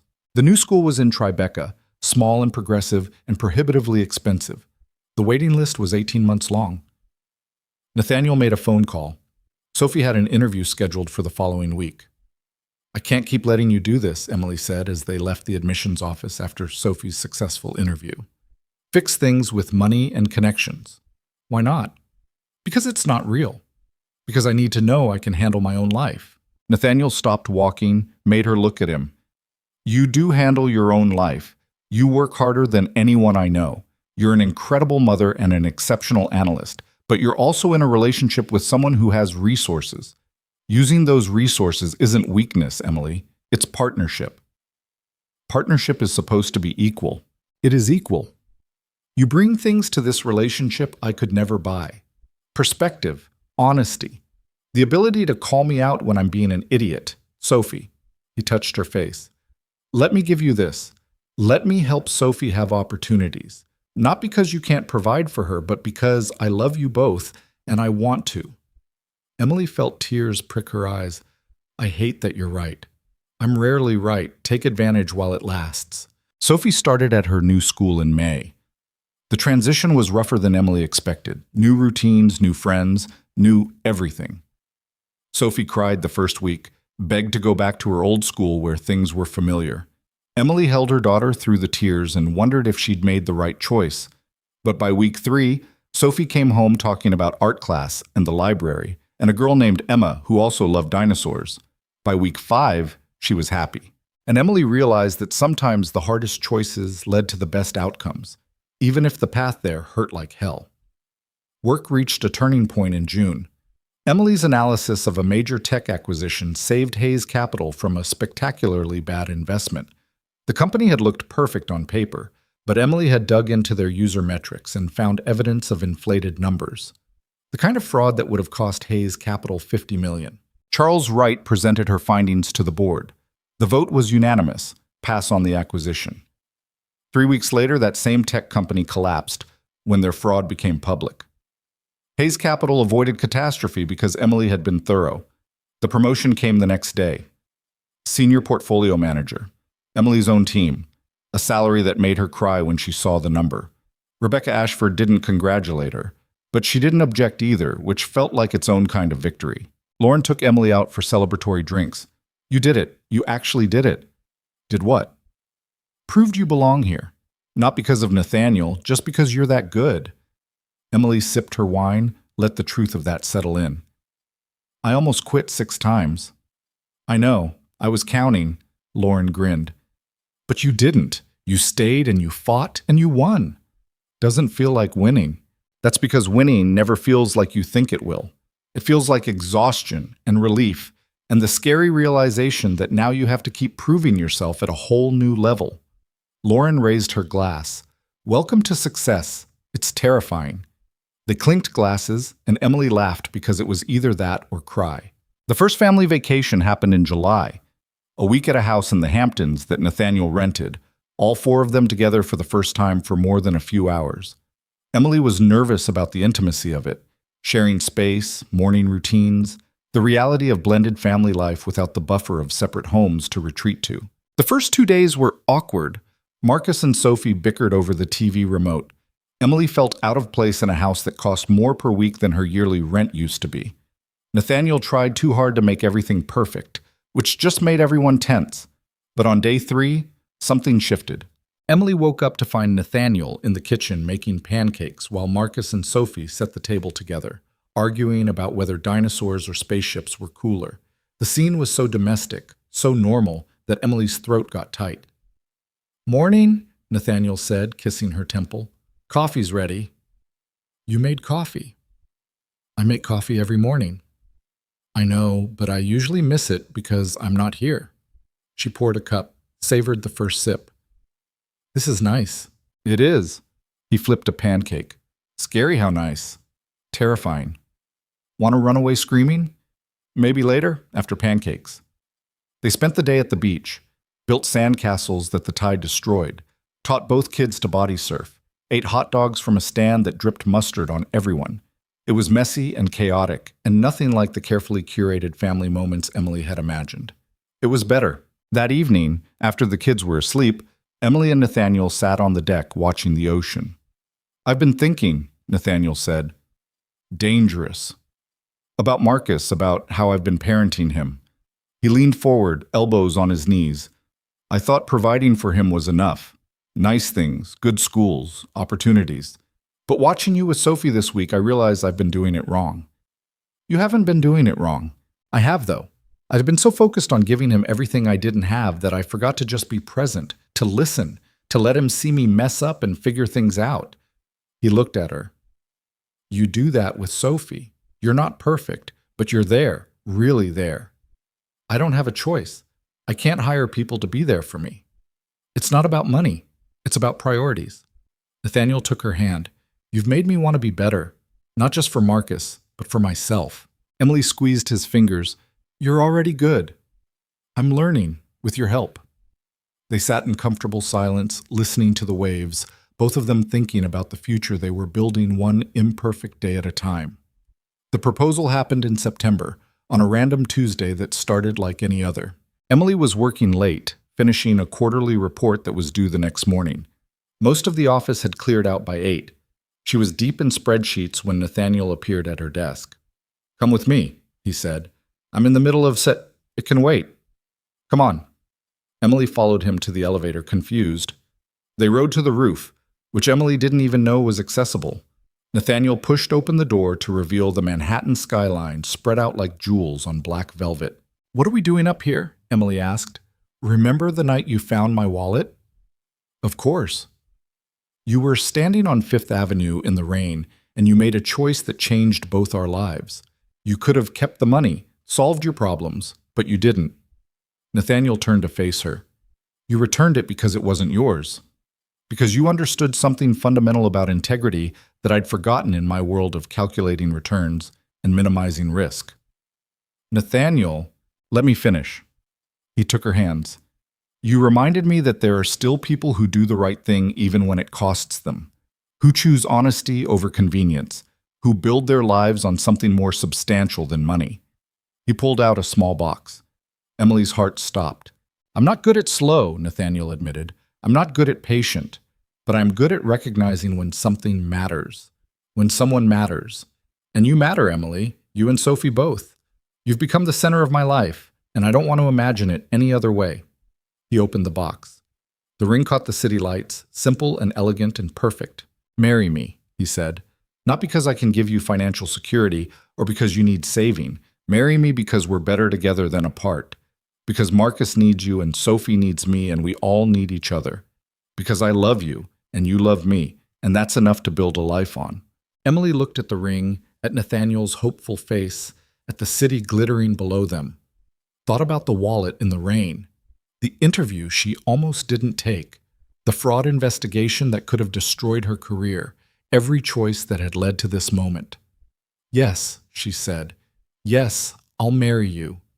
He slid the ring on her finger, kissed her like she was the only thing that mattered in his billion-dollar world. And maybe she was. The engagement brought another wave of media attention, but this time Emily was ready for it. She'd learned how to ignore the noise, how to focus on what mattered. The comments about gold digging and social climbing still stung, but they stung less when she looked at her work, at her promotion, at everything she'd achieved on her own merit. They got married in November, exactly 1 year after Emily had started at Hayes Capital. Small ceremony, just family and close friends. Sophie was flower girl, Marcus was ring bearer, and both kids took their jobs with adorable seriousness. Mrs. Chen cried through the entire ceremony. Lauren was Emily's maid of honor and made a speech about how Emily had proven that fairy tales could be real if you were brave enough to fight for them. Emily wore a simple dress, nothing extravagant, because that wasn't who she was. Nathaniel wore a suit that probably cost more than the entire wedding, but he looked at her like she was wearing a ball gown made of stars. They said their vows in a garden in Central Park, the same park where their kids had first played together. When the officiant pronounced them married, Sophie and Marcus cheered louder than anyone. The reception was at a restaurant in Brooklyn, the same one where Emily and Nathaniel had hidden from photographers during their early dates. It felt right, coming full circle like that, celebrating not in some five-star venue, but in a place that represented their beginning. During their first dance, Nathaniel whispered, "No regrets?" "So many regrets," Emily said. "I regret not wearing more comfortable shoes. I regret eating that third piece of cake. I regret not bringing a jacket because it's freezing out here. But no regrets about marrying me?" Not even a little bit.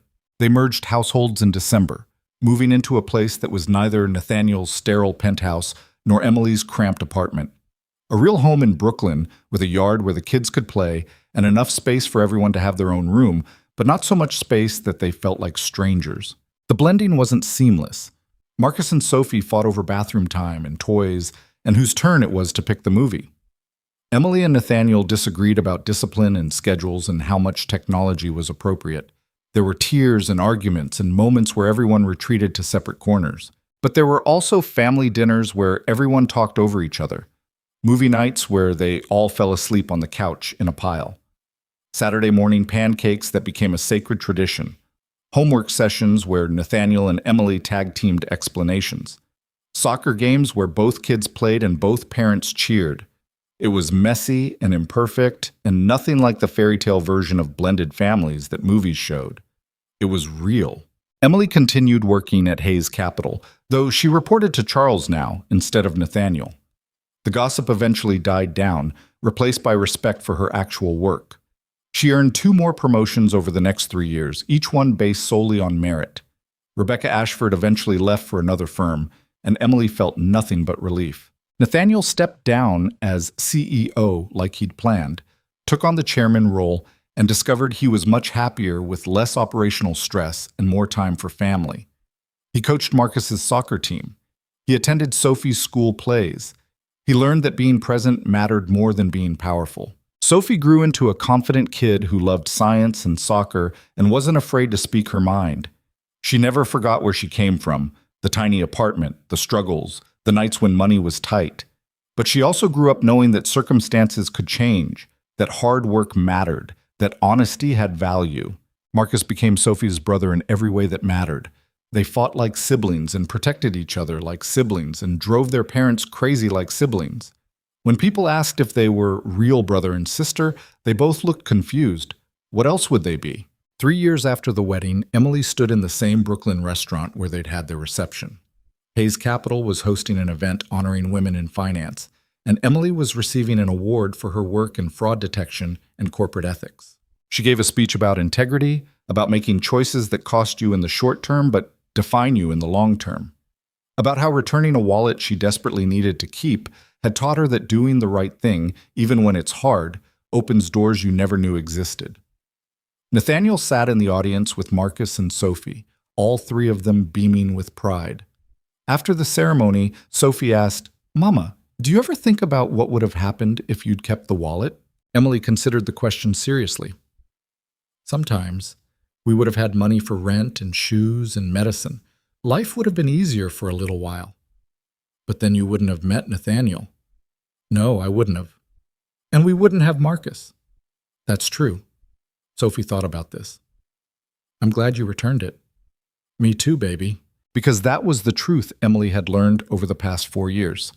The small choices, the honest choices, the choices that cost you something in the moment. Those were the ones that built a life worth living. She'd stood on a rain-soaked street and chosen integrity over survival. That choice had led to a job, which led to uncovering fraud, which led to love, which led to family, which led to a life she never could have imagined when she was counting coins for groceries. Not because good things always happen to good people, life wasn't that simple, but because doing the right thing, consistently and honestly, created opportunities that doing the wrong thing never could. Emily had learned that you could be poor and principled, struggling and honest, desperate and decent, and sometimes, just sometimes, those qualities mattered more than anything else. That rainy October evening, she'd been 30 years old with overdue bills and a sick daughter, and every reason to make the easy choice. She'd made the hard one instead. And it had changed everything. Not overnight, not magically, but slowly, through work and courage and refusing to compromise who she was, even when it would have been simpler. She'd earned her place at Hayes Capital, earned Nathaniel's love, earned the respect of her colleagues and the security of her family. Not because she'd been lucky, but because she'd been brave. That was the lesson Emily wanted Sophie to learn.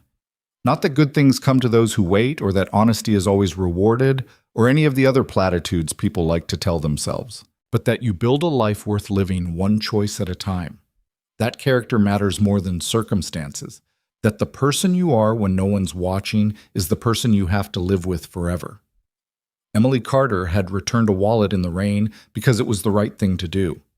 Everything else followed from that single moment of integrity. And standing in that restaurant 4 years later, surrounded by the family she'd built, and the career she'd earned and the life she'd fought for, Emily understood something fundamental about happiness. It wasn't something you found or something you were given. It was something you created, one honest choice at a time. The wallet had been the beginning, but Emily was the one who'd written the rest of the story.